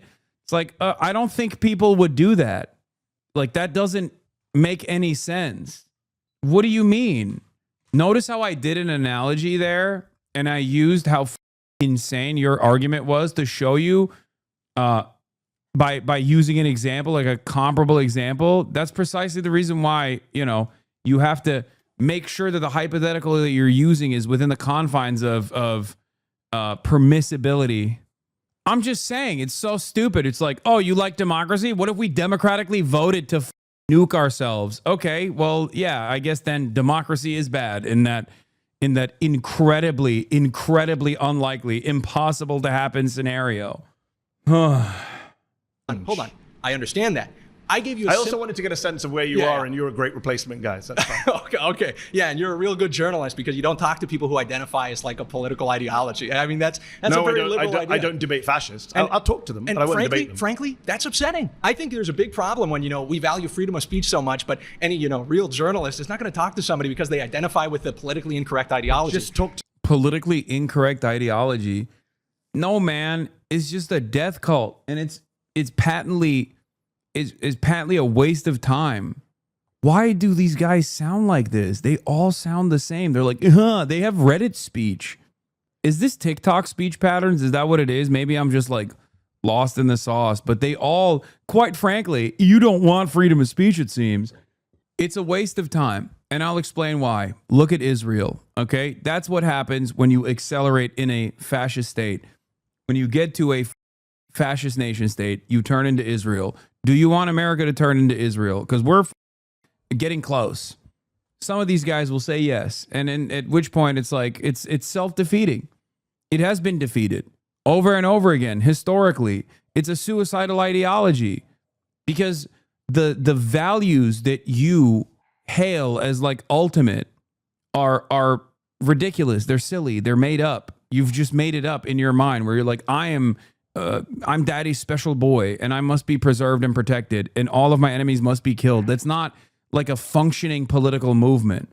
It's just, you're just basically setting the clock back a little bit. That's all you're doing. If that's your final goal, then this is an unsustainable worldview. Why are you anti-war? You know these guys are the ones they send? That's not true. No, these guys will not go to war. What are you, crazy? They're going to do propaganda. To the guy in front of you. What are you talking about? You literally stopped talking to him, and then everybody had to vote him out. Debating versus talking is very different. Okay. It's pointless, right? Okay, he doesn't believe in free speech. Okay. He doesn't believe in democracy. He was freely speaking with you. You're the one who shut up. No, he said very clearly. Okay. He said, I support free speech so that I can get one election. Yeah, this is not even a debate. There's no back and forth here. It's just so utterly unproductive because they're not there to like actually have a conversation. Like they're not even defining why they think this is a permissible society or this will yield good results or whatever kind of like future society that they want to envision, that they want to defend. They're just literally rage baiting over and over again to be like, I said I'm a fascist. Like they think it's a gotcha to just say it's basically the debate equivalent of going up on stage and yourself, okay, in a crowded room and then being like, haha, I've destroyed you. You all smelled the in my pants. No, you didn't do anything. Like this was not even remotely productive.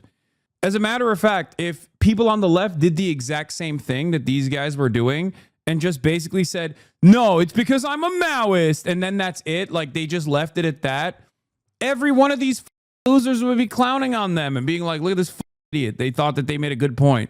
You know, you have to at least like defend the principles of this ideology you're supposedly espousing and advocating for.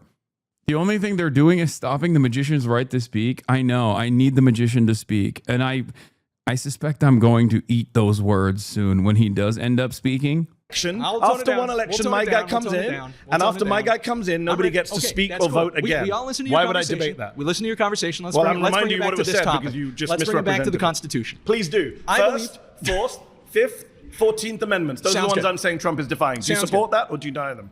I believe that the Constitution is valuable because it represents particular interests of the founding stock of Americans who made this country great. Do you think due process is important? Some would say that's at the very core of American Constitution. And Fifth Amendment. And what I think makes the Constitution function, what allows it to save this country and to actually make it work, are the people who are... I'm not sure where you're going with this argument. Hold on. I'll show you. Is Trump Okay. defying the Constitution? Hold on. That's my claim. You can have these weird hypotheticals We're about... taking it into a different meta, which is, I'd rather not. what's the function of the Constitution? I'd rather not have your... You already did. Yeah, but literally now I just don't 5 want minutes to. ago when you took it to immigration. Now I don't pal. want to. Okay, let's bring it back. I want to bring it back to the First, the Fourth, Awesome. the Fifth, and the 14th Amendments, and the 22nd Amendments. Look, then Either let you me say... throw it to your question. Hold on. You got two very good positions here. One is to say, I don't think he's defying them, and I'll say why you're wrong. Or you say, I don't care that he's defying them, as one of your colleagues said, in which case, I don't know where this conversation goes because you don't believe in democracy. That's fair. Do you think it's wrong to dismantle the Constitution? So those two options ahead of you are, do you agree? This is important. Do you What agree? I'm doing so is is I'm Donald Trump... Okay, let me ask a question back since you're asking me questions. You're not answering the basic point.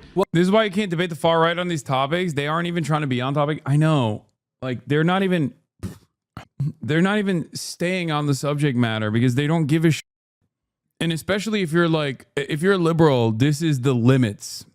That's the problem with Mehdi's worldview in general, is that like it still exists within this naive framework almost where like because he's so preconditioned into like defending institutions and like liberalism and these like foundational values that he thinks that the other person sitting across from him is also going to abide by said standards and maybe even feel shy about like revealing their position.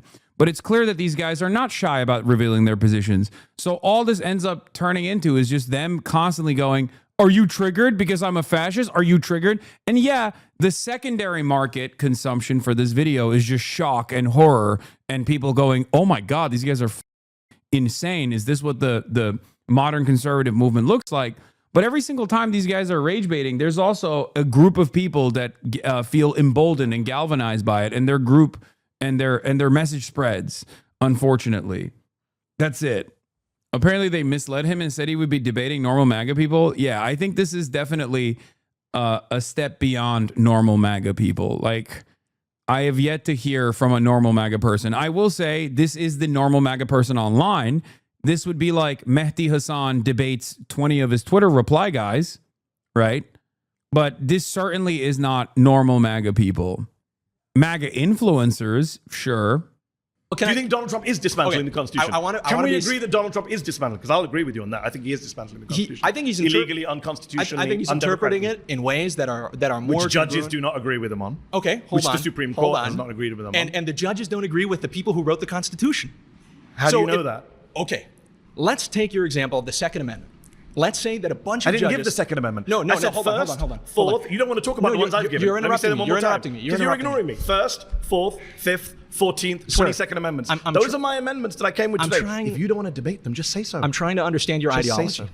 You believe that dismantling the Constitution won't is talk about the okay first, when it's fourth, about parts fifth, of the Constitution 14th, that you disagree 22nd with. Amendments. You would be fine getting rid of the Second Amendment, even though that would be a dismantling of the Constitution. No, because it would Your be done problem- via constitutional means. I'm not the one sitting here like your pal. Okay, you have agreed. You have agreed the Constitution. I'm not the one saying you just get rid of them willy-nilly. All I right, now don't agree. We're ramping up. I don't agree that Joe Biden should come in and say by executive order, if Joe Biden put out executive order saying Second Amendment no longer applies, I can round up everyone's guns.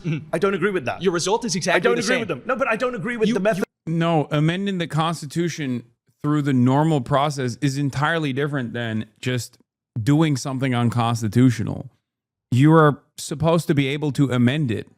It's a living, breathing document, right? I mean, this is just like, I don't know. It feels like there's a fundamental disagreement here where this guy is just like, no, you don't understand. Changing it at all is actually technically dismantling it. They're all Rumble YouTube fascists. One works with Elijah Schaffer on LFA. Jubilee set him up with channeled influencers. Of doing it, it's unconstitutional. That's fine. He would have been defying the Constitution, and I would have said so, but you can't bring yourself to say so. We've been sitting here for several minutes. All of your friends have seen me ask you several times, do you agree that Donald Trump is defying the First, Fourth, Fifth, 14th, and possibly 22nd Amendments? Your colleague at least admitted that he's defying the First Amendment. I understand that you came in here. What you are attempting to do is simply frame this conversation like you did with the first claim about Donald Trump. But then when anybody asks you any kind of question that presses you to the least degree I answered. I said I would dismantle the Constitution, but I would do it constitutionally, not by executive order. So what I'm trying to get to is to prove to everybody who's watching that what you care about is not the Constitution in what it represents or creates. You care about the Constitution only insofar as it allows you to achieve your political worldview. We agree on that. No, I care about the Constitution You agree with the because I don't Constitution. think presidents should be fascist dictators and violate the Constitution. That's what I'm saying. You care. And he is different. I don't think the president should have the power to lock you and me up if we write an op-ed that he doesn't like. That's I awesome. don't think the president should be able to crack down on us if you and I decide to go protest outside his parade. I agree with you. don't think the president should be able to deprive you and I of due process or come into our homes without a warrant. And I think, well, let's on an agreement then. All right, pause. You've been voted. Okay, well then he walked him through literally the violations of the Trump administration, and he agreed with all of them. But unfortunately, everyone in that audience is so stupid that they don't even understand that Mehdi Hasan literally pointed out the exact constitutional infringements by pointing out the amendments. He would not back down. He would not actually answer those questions. So he just personally described the violations piece by piece and got him to literally agree with every single point. Okay. So I guess there's no disagreement. Got it. I'm glad It's we good end to on meet you. agreement. It's good to meet you, Kai.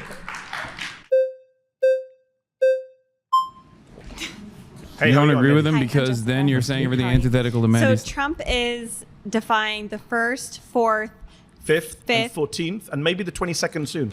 Okay. So I want to focus on the First and the Fifth. Okay.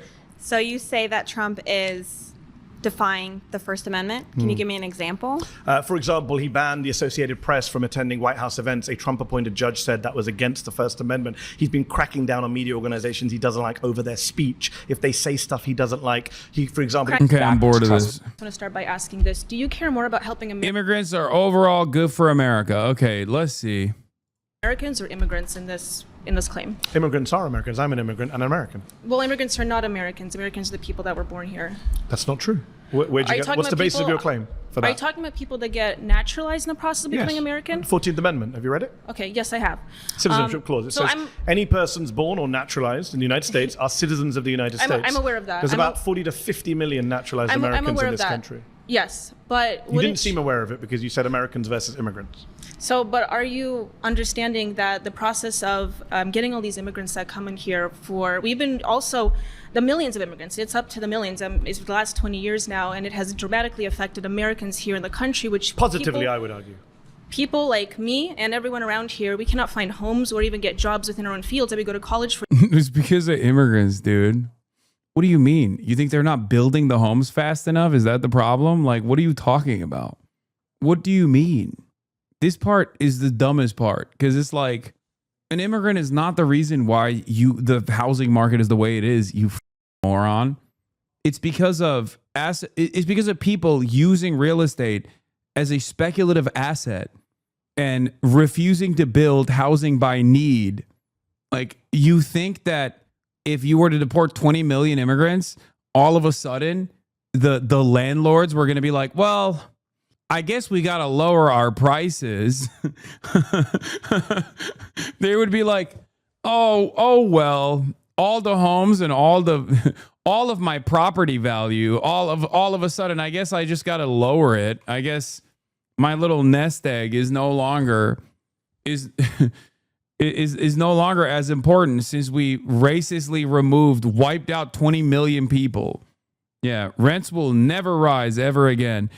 Yeah, you know what'll also make it easier, dude? If we just wipe out like a chunk of the construction force as well, a chunk of the labor force that engages in construction, approximately 25%. That will certainly boost the building efforts and the building initiatives. 60+% of all agricultural output gone, wiped out overnight.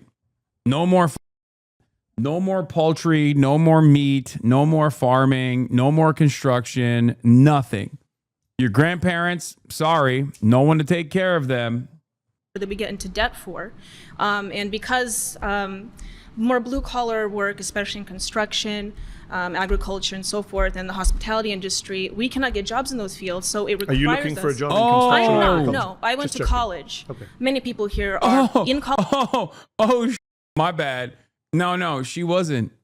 She didn't. She doesn't want that. No, never mind. Never mind. She doesn't want to do that. That'll f nails up. You know what I mean? But like, someone else got to do it. Not me, though. How about we give those guys the proper paperwork so they can get better wages? You know, since they're doing the same job, if not more, than you are. How about that? I think that's the best possible way to go about it. I know, revolutionary idea. It's called giving people the proper documentation and then helping them collectively bargain for better wages and better benefits and better healthcare overall. As a matter of fact, not even have to argue for better healthcare as a benefits package, because healthcare should be given by the government. You know, crazy idea after crazy idea. College or went to college, but we can't even find jobs in our fields, also because of the H-1B visa program as well. But in regards to just your claim about immigrants specifically, we cannot even get jobs to pay for housing. Unemployment is at a record low right now, even under Donald Trump. And I'm not a Donald Trump fan, but I would say unemployment under both Biden and Trump has been that's not a very good argument, I don't think. But anyway, let's just record low levels. Okay, is this in regards for American citizens? Yes. Okay. Well, wait, what? What did she think that what? Nah, just unemployment for undocumented is at an all-time low. That's what Mehdi Hasan was talking about. I was about to criticize Mehdi Hasan here for saying like, well, unemployment is at an all-time low. Well, it doesn't matter because these are not good paying jobs. So most people are criminally underemployed. So there is that problem, but that's not something you can address regardless without actually tackling the root cause, which would be capitalism. It seems like you aren't a fan of this, Hasan. No, I love Mehdi Hasan. It's just, this is, I don't know. I'm unaware of that statistic, but from what I see, from what I can I'm an immigrant and an American, and I employ many American citizens, both naturalized and the ones born here. I employ Americans. My parents came Americans as defined by you. My parents came as immigrants to become naturalized, so I'm not necessarily opposed to immigrants. So you're the child of immigrants. Correct. I'm a child of immigrants. I was born But you don't accept that immigrants are Americans. Not at this moment. So your parents are not Americans. Oh my, are you kidding me? Bruh. She said, not at this moment. Too much. I'm good. Nobody else. That is crazy. That's nuts.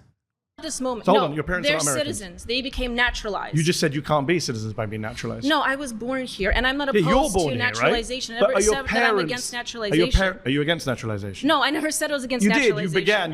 Everyone was here. They can play it back on YouTube. You said Americans or immigrants. Are your parents Americans or immigrants? No, my parents are United States citizens. But they're immigrants, you said. No, they came here as immigrants. However, but So they I want are to make the immigrants. claim that we cannot I came here as an immigrant. I'm an immigrant. But at this point, when they came, the I United, think the that people United aren't States happy economy, with the way this is going for you. the United States economy was not at. It's better. Yeah, once they found out that she was also a daughter of immigrants, they're like, yeah, get her out, get her out.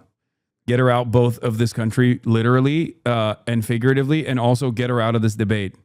Now, the American economy is better than it's been Not for from many the- years. not from the And I can say statistics that I as someone who see. doesn't like Donald Trump. We're Which giving statistics are you millions seeing? and billions of dollars Which to statistics people are you of, seeing? minorities as well as The reason the immigrants economy is doing badly now is that because we Donald can't- Trump's that we're giving tariff it to policy. We're giving millions and billions of dollars to minorities and immigrants. Okay, her parents came here as immigrants. She was born here.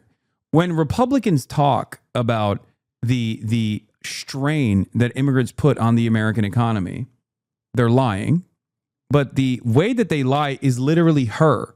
They point to her and people like myself and many others who are the children of non-citizens, who are natural born citizens, who do have access to some of the limited social safety nets, like and public education and things like that. They add that to the calculation to make it seem as though immigrants are actually costing the American social safety nets this much. They're not talking about immigrants. They're talking about American citizens, just born to parents that are immigrants.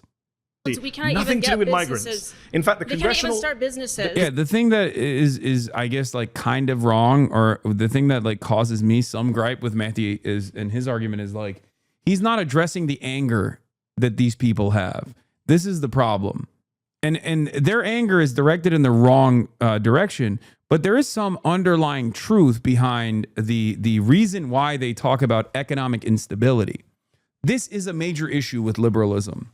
To say, well, the GDP looks good, the economy looks good, the American economy, the American economic engine is in full tilt, baby. Like that kind of stuff doesn't actually address the real issues that people are experiencing. That's the problem. That's why I keep saying like, oh, I don't know about this argument. I don't know about that argument. Because like the appropriate way to look at this is to say, yeah, you're frustrated, but you're blaming the wrong guy. You're frustrated, but someone who is responsible for the economic uncertainties that you are experiencing has also told you that the reason why you're feeling angry is because of Mexicans. That's not the case. It's because of Trump, and it's because of the Democratic Party as well. It's because of Republicans, because of the Democrats in charge. They are not addressing your needs. Okay, and I totally understand that. But we can't come to a reasonable conclusion here if you keep repeating over and over again that it's actually Mexicans that are responsible for the housing shortage. You know what I mean? It's just stupid. The debate points you mentioned earlier were the right way to approach this. I'm an immigrant. I started a business. No, I understand because like that's why that. But of course, come on. I think most of them on this set are just pathologically racist nut jobs, not suffering proletarian, directing their anger in the wrong direction. You're not wrong, but you're not talking to them. You're talking to their fan base, and their fan base is filled to the brim with angry racist people that are proletarian and redirecting their anger and frustration in the wrong direction. A communicator such as Mehdi Hasan is aware of that reality. That's why he's doing this. But because he's so used to debating people who are at least like somewhat knowledgeable and much better at debating than these dildos are, and want media careers, so they don't normally come out and say that they're fascist. Are you triggered? That he's so hyper focused on immediately tackling the argument that is being presented to him, and not tackling the actual reasoning behind the frustration that like people in their fan bases and people who tune in from their fan bases experience. They don't even have fan bases, no, but there are people who will tune into this video and will find themselves on the MAGA side or find themselves like sympathetic to this kind of argumentation. And if it's properly addressed, he's very good at debating, even against his weight class. He can really throw his weight around. No, Mehdi is probably the best debater on the liberal side for sure. My point is that in this circumstance, his expertise is actually kind of harming him a little bit. I think the POV Mehdi's coming from is that this girl has a problem that immigrants are taking the jobs, and he's saying, look, I'm an immigrant and I'm creating jobs for you morons to make her understand. No, I know. But I don't think that's a good enough counter. I would never criticize Mehdi's skills in debating. He's fantastic. Immigrants SBA is giving people billions I didn't of take any loans. loans They're giving from them SBA. billions. I didn't take any loans. I'm not from saying SBA. you did, but I'm Okay, saying well, that I did. statistically speaking, they're giving billions of So loans should we do to these people. statistics? According to statistics, immigrants are 80% more likely to be entrepreneurs than native-born Americans. Sure, They're more absolutely. likely to start No, businesses I'm aware of and that. hire Americans. No, I'm aware right? of that. Immigrants But are we more also- likely to pay in taxes than Yeah. take out in benefits. And They're more likely to add to innovation and jobs and wages. This is what the statistics show. The Congressional yeah, I Budget Office. understand how Let you me just finish my understand point and then let you come back Okay, in. go The ahead. Congressional Budget Office, which is bipartisan, Republicans and Democrats both use it. They have said that the immigration surge that you mentioned will lead to an extra $9 trillion of GDP over the next 10 years. That amounts to $65,000 per American household. That's $65,000 for each and every one of you holding up a red flag. Okay, I All understand right, that, but pause. You've been voted out by the majority. Please return to your Nice seat. to meet you. nice to meet you. Thank you.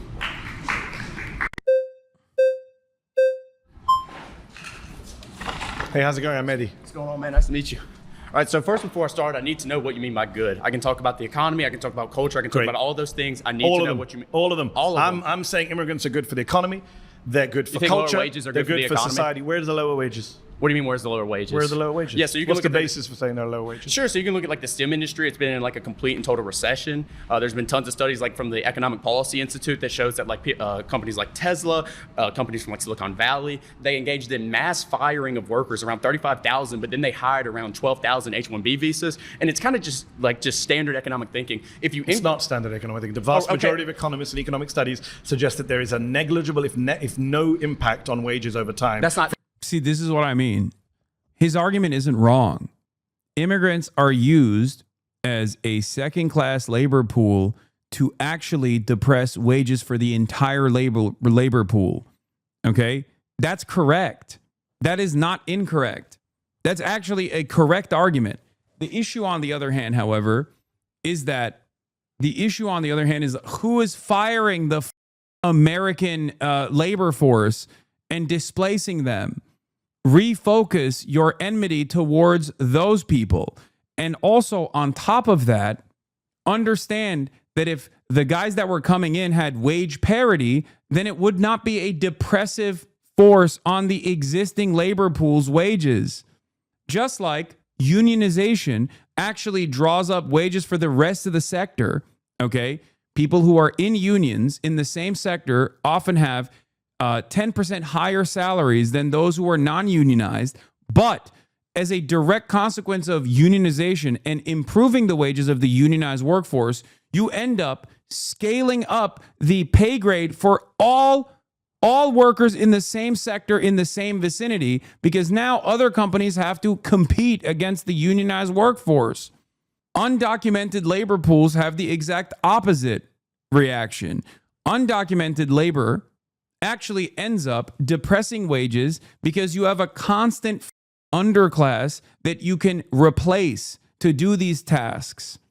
So, of course, as long as undocumented labor exists in the country, these guys are always going to work with them, especially when the penalties for the bosses is marginal in comparison to the many benefits they get from offering no benefits and much lower pay, and then sometimes paying the penalty when they want to displace and fire the entire labor force by calling ICE on themselves. That's the issue. It serves nobody any purpose to say, well, Mexicans are going to do the jobs you don't want to do. I think that is a almost supremacist argument that people make. There is truth to it, but the reality is the appropriate thing to do to increase wages across all sectors is to document the undocumented labor force and allow them to join unions and make better demands for higher wages and higher benefits and better compensation overall, so that all wages can go up. H-1B visas would be perfectly fine if they had, 1, wage parity, and 2, no fear of deportation if they lose their jobs and are allowed to unionize as well. But these guys don't actually want that either. I think the economic reasons as to why these guys are anti-immigrant is simply because they want to find a different reason other than that they're racist. Let's be real. They are trying to make an economic argument for why they don't want Mexicans in the country. That's it. Immigrants. In fact, your colleague mentioned earlier construction. There is actually evidence in construction, yes, but in some industries, in some areas, there is an impact. But overall, no. In fact, that's not true. Though there are so many studies that track this, and Mehdi is correct. If there are any losses that are perpetrated by economists, they're relegated to certain sectors and certain income ranges. There was a Department of Labor report released in May, and the idea that they depress wages generally is wrong. I mean, I'm talking about undocumented migrants, and no Department of Labor study shows that undocumented migrants don't depress wages. And I would call in the question, because there is no lump sum of labor. This is true. This has been proven in like the 17th century by economists. Okay? There isn't a finite amount of labor, because when there is more need for labor, that means more construction, more housing, more roads that you need to build, more teachers to educate people. You know what I mean? So like, it's a problem that fixes itself. However, there is one issue. If you keep them undocumented, if you keep them unprotected, then they are a never-ending pool of replaceable labor that can actually depress wages, because they will do the same jobs with much lower pay and in much worse conditions. It's slave labor, one step removed. And a study from the National Bureau of Economic Research found that migrants since 1965 have raised wages and raised innovation. Who's that by? National Bureau for Economic Research. No, hold on. That's where you publish studies. I'm asking yes, for I didn't memorize the names of the authors. Yeah, I know you didn't. Right? Can you give me the authors you've got? Yeah, hold on. The study you're talking about is from Giovanni Perry, and what he did is he didn't account for aggregation issues, nor did he. The vast majority of studies. Let me speak, please. Yeah, thank you. Right. So listen, he didn't account for aggregation issues, right? And when you look at like the spatial approach, which is what all these economists use, you're not accounting for the fact that when immigrants come into an area, natives leave. If you look at an occupational approach where you look at wait, what? When immigrants come to an area, natives leave? What? Why are these economists not studying the how racist the native population is? Because they're just like me. Why are they not accounting white flight into their economic arguments? Am I crazy? Did I misunderstand what the this guy is saying?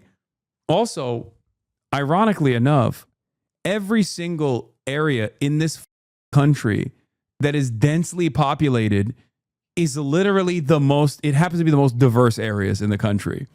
So that argument is insane. They are literally centers of commerce and centers of GDP production, okay? What is this guy saying? Why won't these economists factor in white flight and my feelings about being around Mexicans? This kid actually cooked him? Damn, this young guy is cooking him. Cooked him. Yeah, I mean, he did. If you literally think that economists are supposed to factor in the pre-existing population and their fear and resentment and anger towards people that don't look like them, I guess. Look at the specific firms that immigration is going into, like Kim, ETAL 2013 did. You find a net negative impact when there's a 10% increase of immigration. You find around a 0.5% decline in wages when it comes to the specific occupations they're going to. So all your studies are flawed. So 0.5%. Oh, he's talking about pre-existing labor pool and H-1B visas, creating an environment where wages are depressed in certain sectors as a consequence of H-1B visas having additional reasons as to why they wouldn't advocate for higher wages and they could actually be paid less. He's not wrong about that. He cited et al. As an author. I don't think he meant that. I think he just meant like Kim et al. Kim et.al.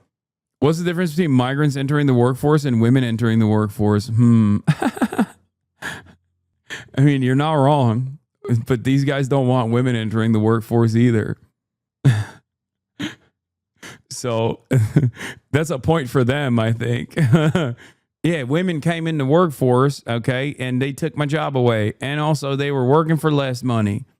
Really? What do you think? Yeah, these guys don't want women in the workforce either. Weigh that up against what I just mentioned from the Congressional Budget Office, which is a massive... Yeah, women is the immigrant of the world.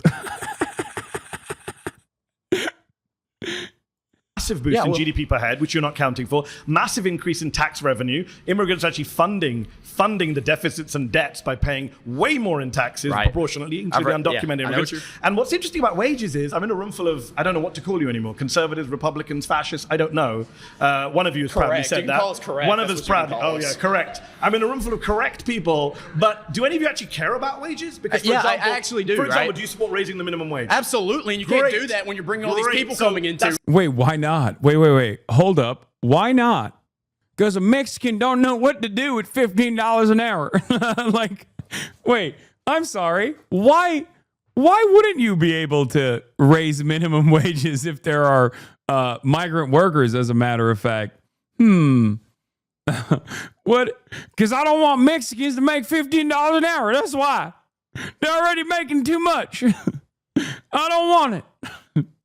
Because that would make me feel bad. It's not the reason the Republican Party blocks the minimum wage. You think Republican politicians don't vote for an increase in minimum wage because they're worried about immigration. Did I say I voted Republican? Did I say I voted Republican? Well, I'm in a show that was called 25 far-right Republicans. That doesn't mean I'm going to support every single Republican candidate. So you and I, So you and I, let's agree. We both support raising the minimum wage. Yes? 100%. $7.25 since 2009. It's lost 30% of its value. If you care about wages, we should be raising the minimum wage in this country, not scapegoating migrants who aren't the cause of low wage in the country. Good call from Mehdi. Okay. You know who's causing low wages? Billionaires, millionaires, people who won't pay fair wages to their wages, regardless of whether you are an immigrant or a native. I get the monologue, right? Now let me respond. You had one. No, it's maybe because immigrants would be willing to work on lower wages. What the are you talking about? Then the solution is literally what I said. Intifada revolution, okay? The solution is what I said then. Okay, if they're documented, then it's not a problem any longer. What do you mean? Yeah, that's my argument. Okay? Only one solution. It's literally not the immigrants that are at fault here. What the fuck? You had one with your one study that had a 0.5% impact. Go. Can you explain it fully? I think I and most of chat don't get it. Sure. If you have a bunch of people coming into the country that are purposely kept undocumented, because the difference between an undocumented migrant and a documented migrant, or an undocumented migrant and a natural born U.S. citizen, is just paperwork. Okay? If they're purposely kept undocumented, then they do not have the same protections that you do, right? Your protections are already marginal, they're already limited, but undocumented migrants do not get even the modicum of protections that you have, right? This way, they are more desperate and they are kept desperate so they can work for much lower wages, okay? They will work for much lower wages.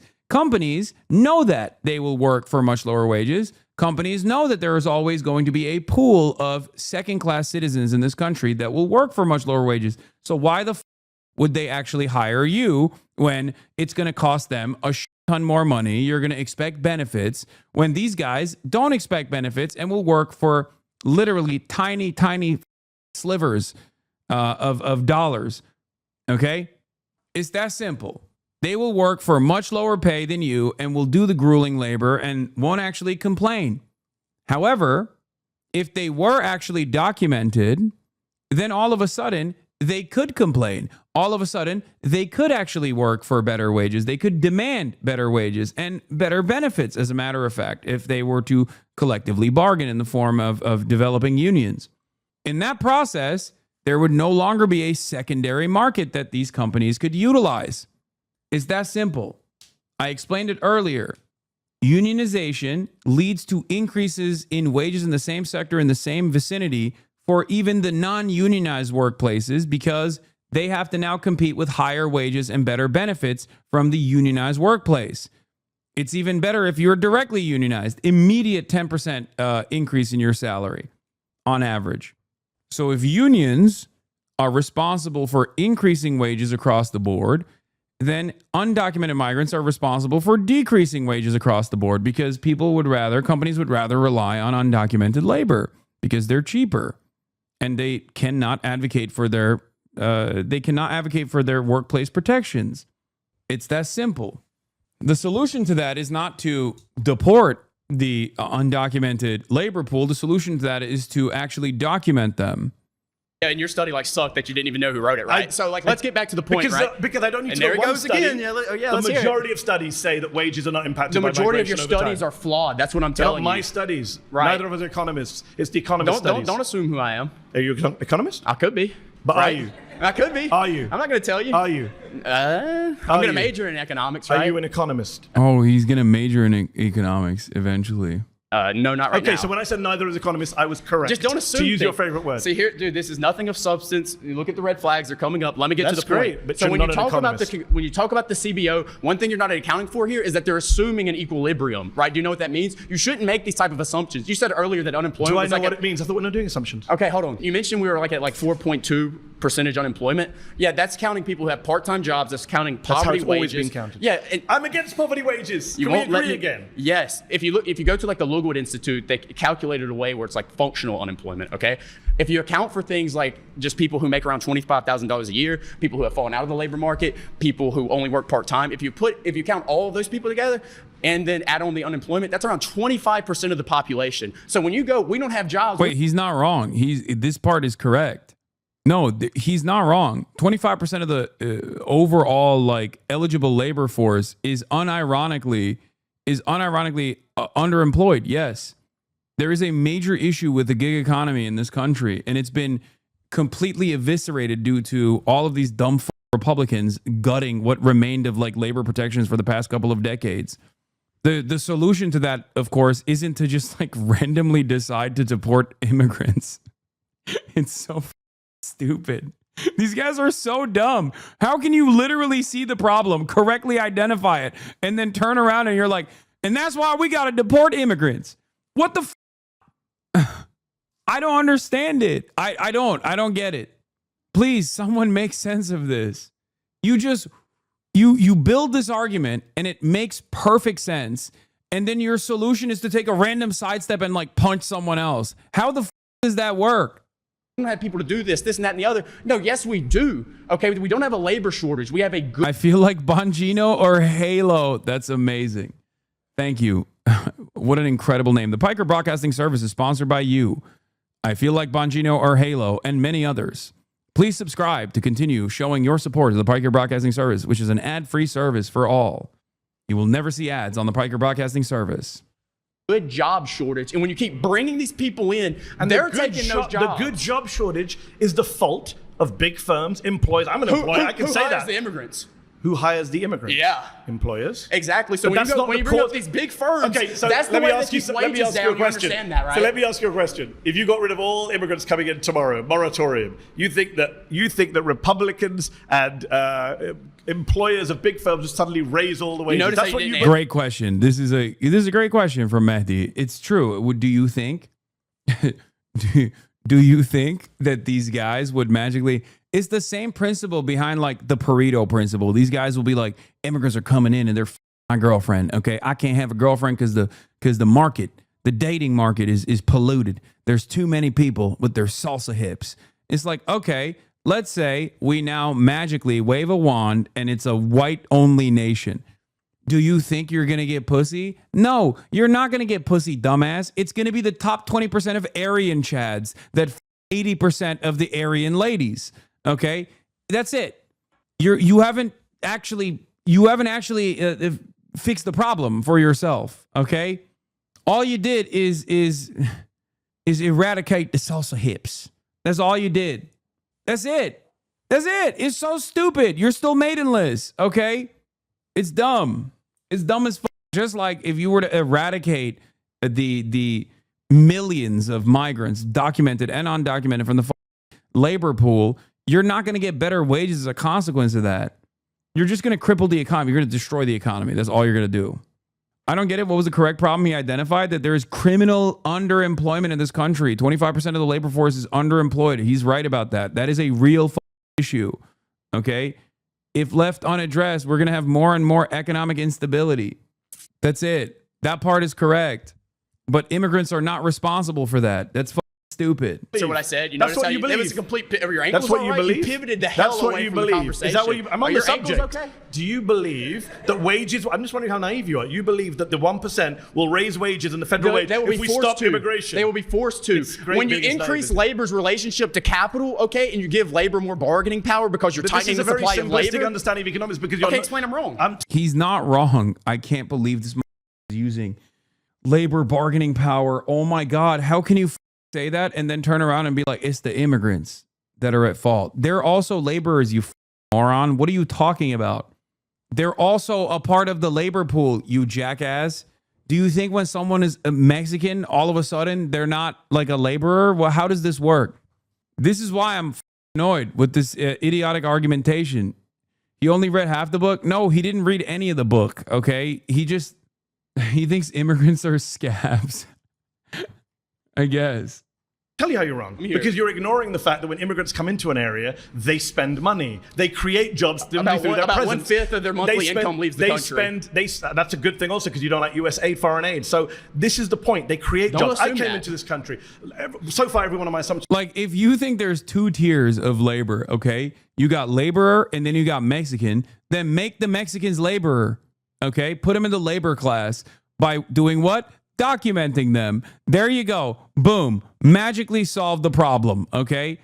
The issue with like Nazballs and people like this that try to act as though the problem is migrants is that it has no, like, it's just wrong. It has no materialist understanding. There's no difference functionally between a Guatemalan migrant laborer and an American laborer, okay? An American citizen who is a laborer in the same field. There's nothing. There's no difference. They still got two hands and they're still hammering the nail the same way, okay? That's it.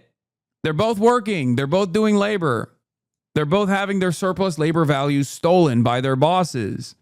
The solution to this problem is not by, I don't know, culling the pre-existing labor force. The solution to this problem is to make sure that there is a bottom in the labor force where everyone is properly protected. That's it. It's about you as being correct. But listen to me. I am an immigrant. I'm speaking from personal experience. Get the hell out. I don't even like. I should get the hell out. Yes. Why? I don't want you here. Why? Because you come here and say all this Why? about how Americans are lazy. Why? You push your left-wing I never politics. said Americans are I don't lazy. know why you say this. I never said Americans yes, are lazy. you are. The only person You're saying attacking immigrants people have is to you. come into this country so they can do jobs that we don't want to do. I That's never said exactly those what you words. said. When did I say it? Oh, really? You When did didn't I say say that? it? We're So on why don't we- YouTube. Guys watching on YouTube. It's yeah. You're so triggered. Except he's literally losing an argument. He's not even. He could have even won this argument. Ironically enough, if he just didn't randomly become insanely racist here. But I guess that's the whole point for these guys. Ultimately, he's just like shaking with racism. Rewind to the time where I said immigrants are doing jobs we don't want to do. When did I say those words? Words You that said- came out of my mouth. Okay, so why do we have to bring in immigrants? Why do we have to bring in immigrants to the country if we have people who are going to do the jobs? Seen this too often in the rural South. This is unresolved anger problems, man. Scary when it goes this far. Pause, you've been voted out. It's nice talking to you. Nice talking to you. You're going to have to go. Nice talking to you. You're going to have to go, bro, is what he said as I left, to an American citizen. Good to know where you stand on immigration. It's not about immigration, is it? That's what it's not about. Yeah, it's racism. Please. Yes! Hey, how you doing? Yes. Good to see you. How are you? Yes. The magician. Okay. I can't wait to hear what comes out of this mouth. Okay. Oh, my Lord. So, what type of immigrants are we talking about? Oh, my God. Oh, bro, I am Persian, bro. Donald Trump is my president. Oh, bro. What type of immigrant are you talking about, bro? Oh, let's go. Oh, hell yeah. I'm locked in. What do you mean? Like any immigrants or are immigrants? That's what I said. Immigrants are illegal overall. immigrants. Undocumented immigrants also contribute Illegal. greatly to the U.S. I say undocumented. I don't think people are illegal. So, let's put it this way. I mean, I'm an immigrant too, Are from you? Iran. Okay. There isn't even How a do you US. feel about the fact that people? Wait, oh, you from Iran? Oh, I couldn't clock that. Thank you. I couldn't see the pin. Oh, hell yeah. This guy's awesome. Here want you out. Are you okay with that? I'm here to debate you, not debate them. I mean, you're all on the same side. You're part of one group. No. You've been clapping each other. No, I mean, there are conservatives here, there are far-right people here, there are Republicans But how here. do you feel about that guy wanting me and you to leave? But, you know, let's I'm just stick- wondering. Wait, this is the topic of immigration. It's not how about do you feel about the guy? It's not about my feelings towards them. Okay. It's about staying on this topic. Okay. And Immigrants talk are good for America, yeah. You and me. If you weren't barely Turkish, you could not get away with joking about an accent like that. Okay. We're good for America. And the guy over there wants us to leave. So I'm just wondering how you feel about that. So I believe that there has to be strict immigration laws. Okay. We have to make sure that the people are coming here have the good intent of the United States in mind. That's not my claim, but okay. So my claim is about immigrants are net positive. If we just open our borders to every single person No one that wants calls to for be open here, borders. you know, that claims that they have economical hardship in their country. Who's calling for open borders? No, I'm just saying, you know. Or it's a straw man. So you're just saying a straw man. No, I'm saying you're that wasting time with a straw man. No one's calling for open borders. I didn't call for open borders. You wasted I said time. immigrants who. You wasted time trying to cause division between me and my friends Division. over He here. wants you to leave the country. That's a pretty big deal. All right. I mean, you can ignore Like it, you but that's said- your side, my friend. Like I said, You you were made the your one bet. that tried to derail this argument. Derail? By bringing that.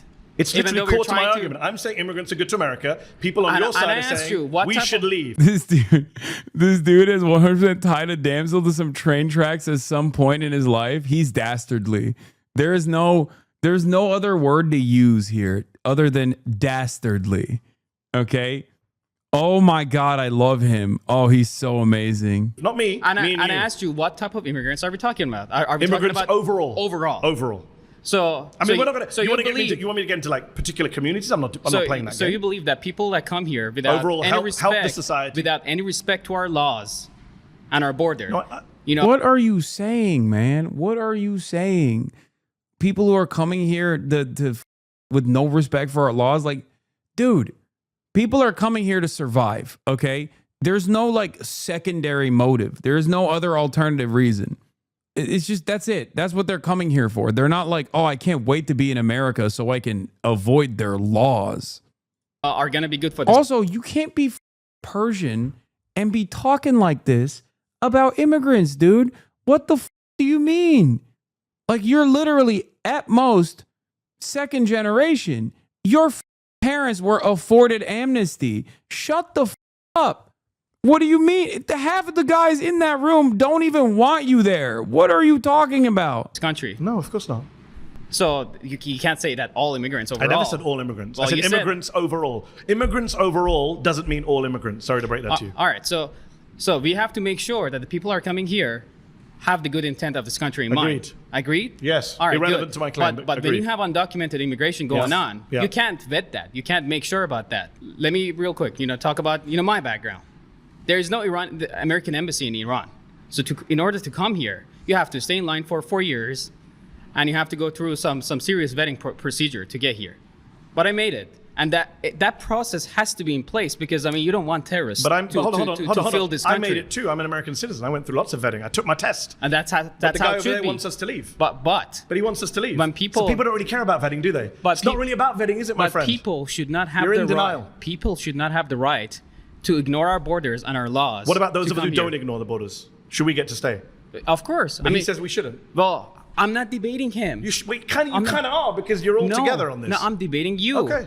And I'm pointing out to you that your argument is in bad faith because these guys are actually speaking the truth and you're in denial about who's on your side. He wants you gone. The guy in the back's like, yeah, Mehdi's cooking here. I do want him out. Look at his hat. My hat's way cooler. Get him out. Never claimed that I'm on their side or they're on my side. I'm here to debate you. All right, pause. You've been voted out by the majority. By the way, this is so funny because he literally got clapped because he's Iranian. Like, because automatically his position is untenable for the rest of the racists in the room. So, like, yeah, on the issue of immigration, their point is get him out. So you can't even actually have any sort of response here. He won't be prepared. Nice to meet you. Hey, how you doing? I'm Mehdi. Edwin. Nice to meet you. The question is, immigration is good for America, right? overall. If you look at the net positives Oh, to God. things Oh, like brother. Here our we society, our go. culture, our food, our economy, our general diversity. I know the D word is a bad word in places like this. I think immigrants have been a net positive. I think if you look at your everyday lives, we all benefit from immigration. And what kind of conservatives disagree with that? The guy, Besides the guy, racist some guy of the guys who told me to leave this place and go back to, I'm not a citizen. Do you think all conservatives? No. Oh. No, in fact, Ronald Reagan, who's a president I wasn't a big fan of until Donald Trump. Oh my God, this guy keeps waving dude. Oh my God, whenever they see brown conservatives, they just keep voting them out. Oh no, they just immediately, they're like, nope, flag them. Get the Mexican out. Coming on now, people like Reagan look good in comparison. Reagan said in 1986, our country is a nation of immigrants. Our immigrant heritage is our strength. He gave an amnesty to 3 million undocumented migrants. He understood the value of immigration. So I'm with Reagan.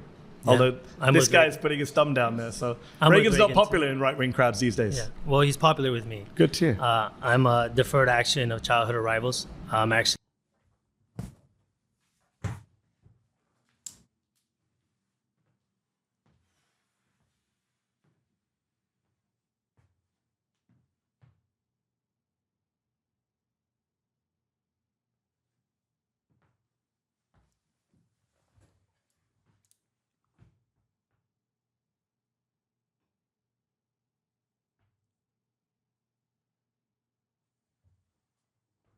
Bro, are you okay? Did you get lost? Did they lie to you? Did they say, what? Hopefully this is a moment of self-reflection after this entire thing went down, right? What does that mean? I'm ESL. DACA, he's a dreamer. That means his parents brought him into the country when he was under the age of 18, when he was a child. And under the Obama administration, he got deferred action on childhood arrival, DACA, which is an executive order that allowed him to go through this incredibly rigorous process so that he can consistently have his immigration status held in limbo permanently. You have to go to college, you have to retain a job, you can't leave the country, you can't get into any criminal trouble whatsoever, because if you do, you immediately get deported. And it's crazy because you didn't do anything. Like, you were a baby, you were a child, you didn't have any, you could not consent to coming into the country or not. And this country, in most circumstances, is all you have known. You have no connection to your home country. You have no, you're American through and through. How the do you consider yourself a far-right conservative as a DACA recipient? That I don't understand. It literally, you got kicked in the head by a horse or something? How did this happen? Did he stroke out like John Fetterman? What's happening here? I was an illegal immigrant myself.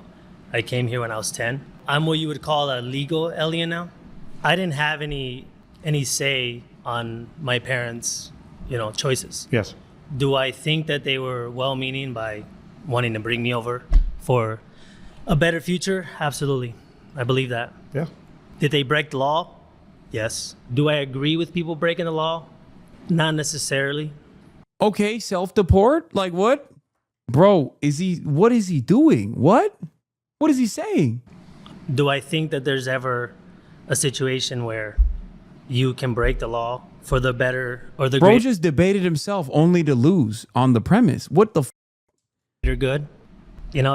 Immigration is it's an interesting issue because I do agree with you that good to hear.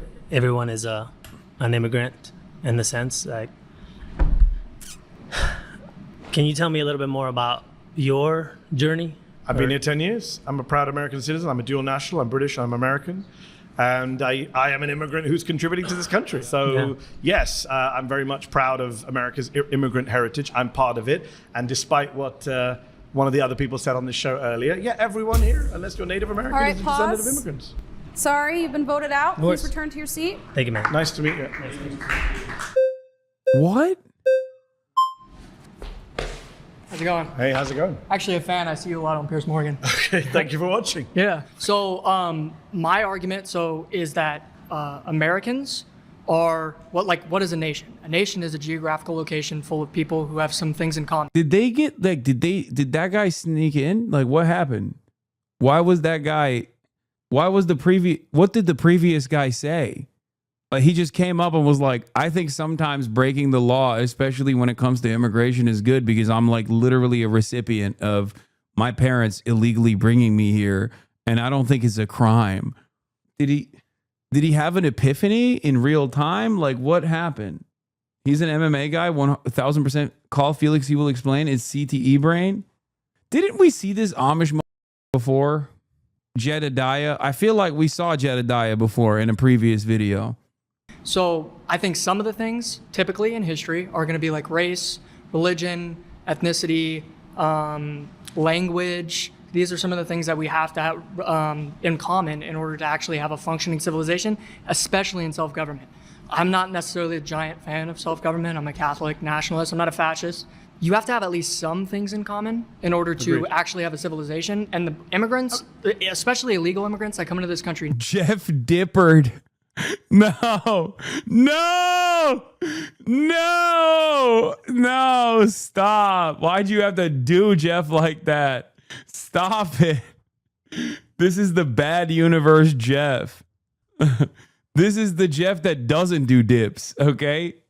More like Jeff no dippered. This is Jeff Nippard if he didn't work out, okay? He just instead of hitting the gym, he maxed out his racism points. Now, disrespect us. They hate everything that we believe. They don't even speak our language. I watched after Trump got elected, I watched an interview of an illegal alien woman crying and about getting deported, and the entire interview was in Spanish. That is a spit in the face. It's disrespect. They don't care about us. They abuse our system. So you've gone from a teleological argument into just a bunch of series of wild, unsubstantiated claims. Well, I'm asking you, what is I don't accept any of those claims that they hate everything we stand for, and I don't accept. Well, I'm not going to deal with the teleology. I'm going to deal with the false claims that you made.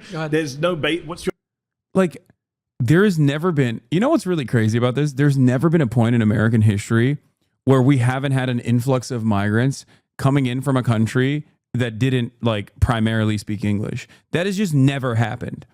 Okay. This is one of the most American aspects. It is probably the only good thing about America.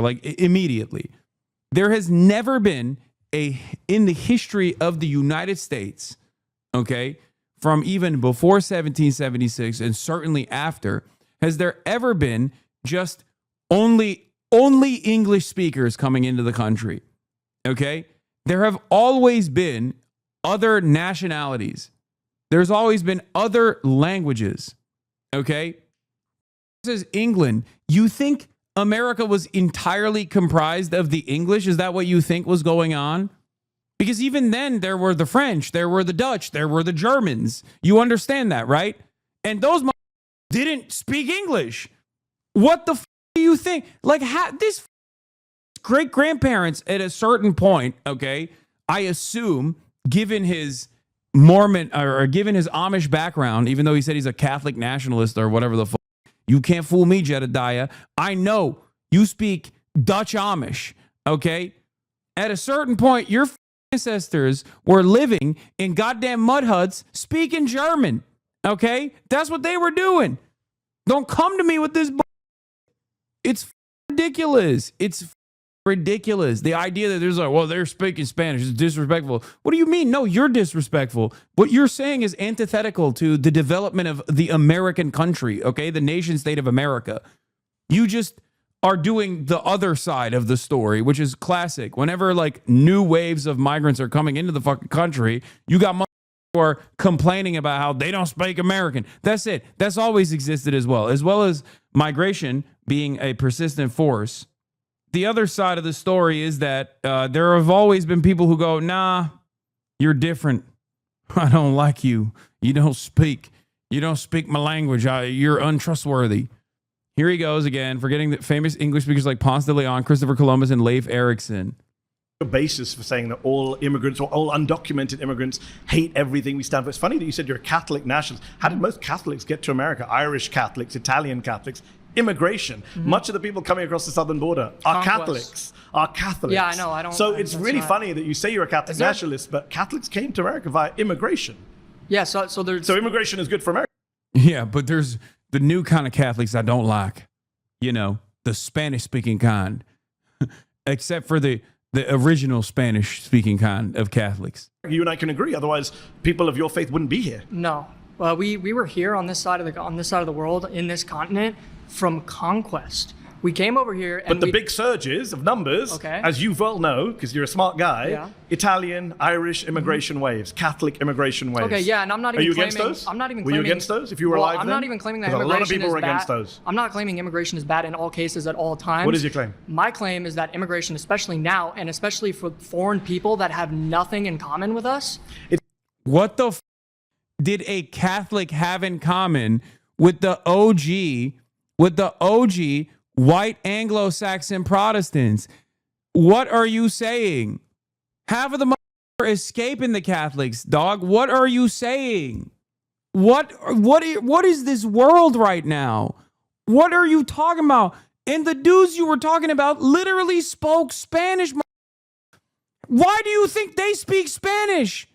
You think the indigenous population naturally spawned with Spanish built into their brains? What the are you saying?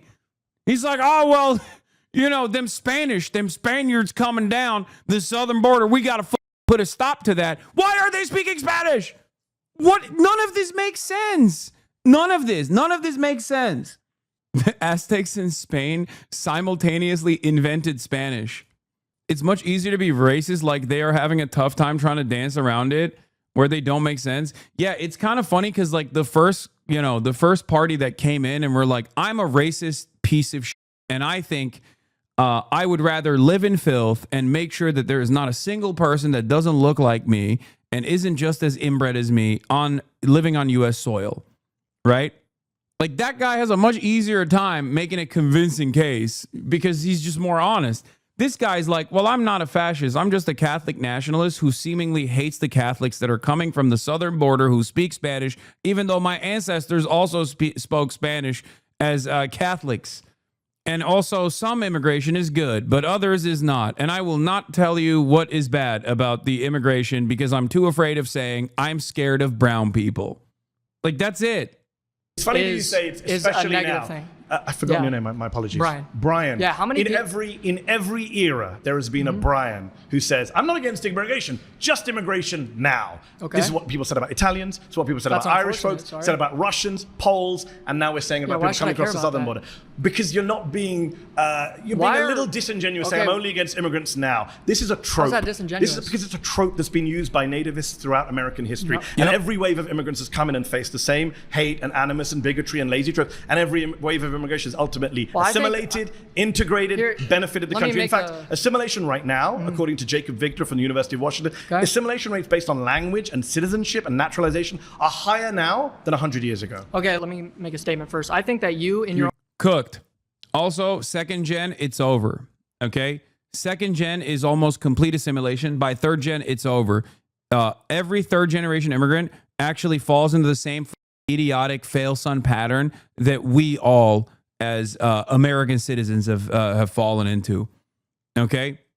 100%.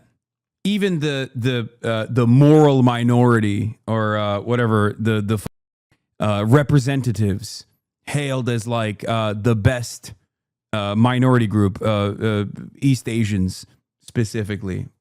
Third generation. Look at TikTok. They're American, fully fleshed out, getting awful grades, just like everybody else. Modeled minority, not moral minority. I'm sorry. That's Paul Weirich's moral majority. What is this? Pepega, I'm not Mexican, I'm American. I'm fourth gen East Asian and my grades are fine. Okay, I'm congratulations. Anyway, the point is there are a ton of studies on this, okay, in terms of cultural assimilation. By the second generation, it's over. Aren't fat Turks also just American? They eat burger and consume 24/7? Yes. To be fat and to consume is the most American you can be. Therefore, there are many Americas all around the world for eyes to see, and there are many Americans all around the world for eyes to see. Bro shaved and put the glasses on. Oh my God. It is him. It's Jedediah. Oh, he thought he was slick, dude. He was like, "Oh, let me shave the beard down a little bit." Ignored my statement, but okay. You and your own person are a complete perfect example of why immigration is negative and why we shouldn't allow people who don't have anything in common with us. You're pro-abortion, you're pro-euthanasia, you're pro. I'm pro-euthanasia. Yeah, you went. I've seen your stuff. You've defended euthanasia. Pro-euthanasia. Yeah, on Piers Morgan. No, I've never discussed euthanasia with Piers Morgan in my life. Okay, so my point is that you don't agree with I'm the the guy founders here. of this country. If anyone watching at home, I'm the only guy here who actually supports American values, democracy, free speech, the Constitution. I've got folks here telling me they don't believe in democracy, that they're nationalists. Wait, why should we care about that, by the way? Isn't that what America stands for? What does America stand for? Why? I mean, I never defended euthanasia on Piers Morgan either, so I think he's just being. Also, what does he mean pro-abortion? Like, what founding father wasn't pro-abortion? You dingus. Not that they matter ultimately, but like these guys just have made up a fantasy in their minds of what it means to be like American and espouse American values and all this shit. And it's so stupid because they're talking about an America that never existed. Benjamin Franklin wrote home remedies in a math book about how to do abortions at home. Okay? This concept of like being anti-abortion is a relatively new phenomena in the American right. You have literally just like in your mind created a vision. What is this, Mr. Hands 01? Hi, Hasan. I'm a Chinese teenager. I just want to say I agree with 99% of your takes on China. You've definitely helped me understand more deeply about America. Before you, I am kind of an American glazer. Even in a period of time, I think American system is better than China, obviously, because I hate censorship. But you let me realize there's a lot of shit stuff in America and a lot of good things in China. Whenever you come to China, we welcome you with wide arms. Hell yeah. Let's go. Chinese HasanAbi head. Don't worry, I'm coming soon. I'm out here making Chinese respect China more. That's crazy. I don't know if that's a real chatter or not, but that's probably a troll. But I'm going to, for the purpose of this argument, I'm going to act like it's real. They got banned because it was too long. Fossabot auto-clapped them. They didn't get banned. They just got suppressed. Dude, that's wild. That's wild. I'm making Chinese appreciate their government more. That's nothing. You got Vietnamese glazing China. That's true. That is also true. You hate what America stands for, not me. I'm not even and saying. In fact, all the studies show that immigrants actually are more patriotic than native-born Americans. The only reason why, that's the Mexicans in LA right now burning it down, waving Mexican. There's nothing more American than revolt. Okay, suck my dick. There's nothing more American than wanting to defend your community against a fascist authoritarian, unjustifiably bringing in, unconstitutionally, mind you, mask-wearing thugs to rip apart members of our community from their homes at their place of business. Suck my dick, okay? Go back to Amish town, man. Go back to Pennsylvania, bitch. Why are you in front of magical cameras speaking? Go back to churning butter, Jedediah. What do you mean? LA is burning. They're burning LA. You're in LA. They flew your bitch ass out to chirp. Is it burning? Flags. LA's being burned down? Please don't send us back to the country that we're waving the flag of. I've been in LA for a few days. I didn't see anything burned down. Yeah, I know. The riots have ended. That's because Trump sent But if it's burned down, where's it all burned down? I haven't seen it. I've traveled around all of LA. You said LA was burned down. LA is 500 square miles. It's not a figure of speech, actually. It's another false claim of yours. No, they're burning I support buildings. euthanasia. LA's burned to the ground. Bro, just Immigrants hate what we stand for. Okay, so. What is this? Ask Murad about Mr. Hands. I'm reading a KT document written by him. I don't know what you're saying, but you're annoying me, so I'm going to give you a week off. I'm super relaxed. So you're pro-abortion. But you're just saying one false thing after another. So you're pro-abortion, and right? I'm standing by my position. Immigrants are good for You're pro-abortion. You're an immigrant. I'm pro Roe v. Wade. Yeah, Personally, I'm not pro-abortion. If you knew anything about me, you know that. Roe v. Wade is... All right, pause. You've been voted out. I was going to say nice to meet you, Brian, but I guess not.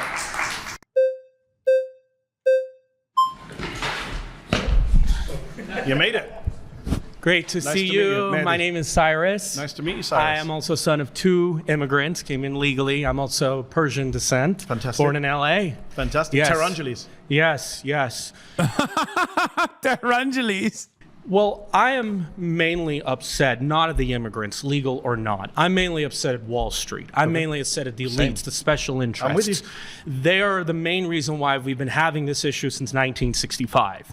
And most want to do well. There are a few bad apples, we can agree. Okay. But we want to go after the elites. They are the main cause of the problem. Love it. And just like I'm with you. healthcare, trade, I'm with you. everything. Did you know, it's Cyrus, that the top 1% dodge $163 billion in taxes every year, while undocumented people pay $100 billion in tax? So Well, I know where my anger is against. There are issues with our tax system on the rich, but in a state like California, some taxes are too high.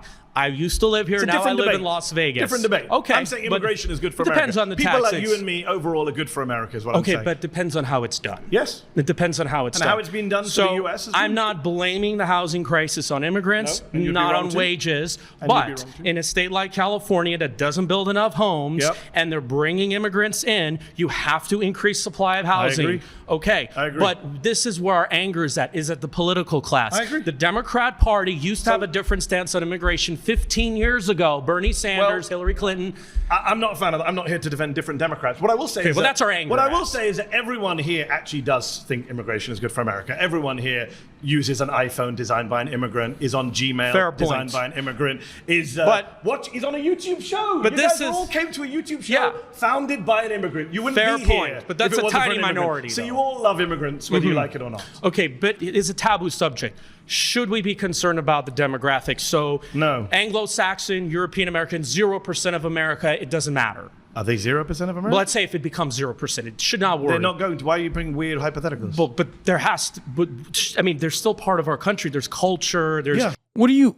None of this matters, bro. You're doing it. You're doing that. Okay. You're Persian. Like you're Persian.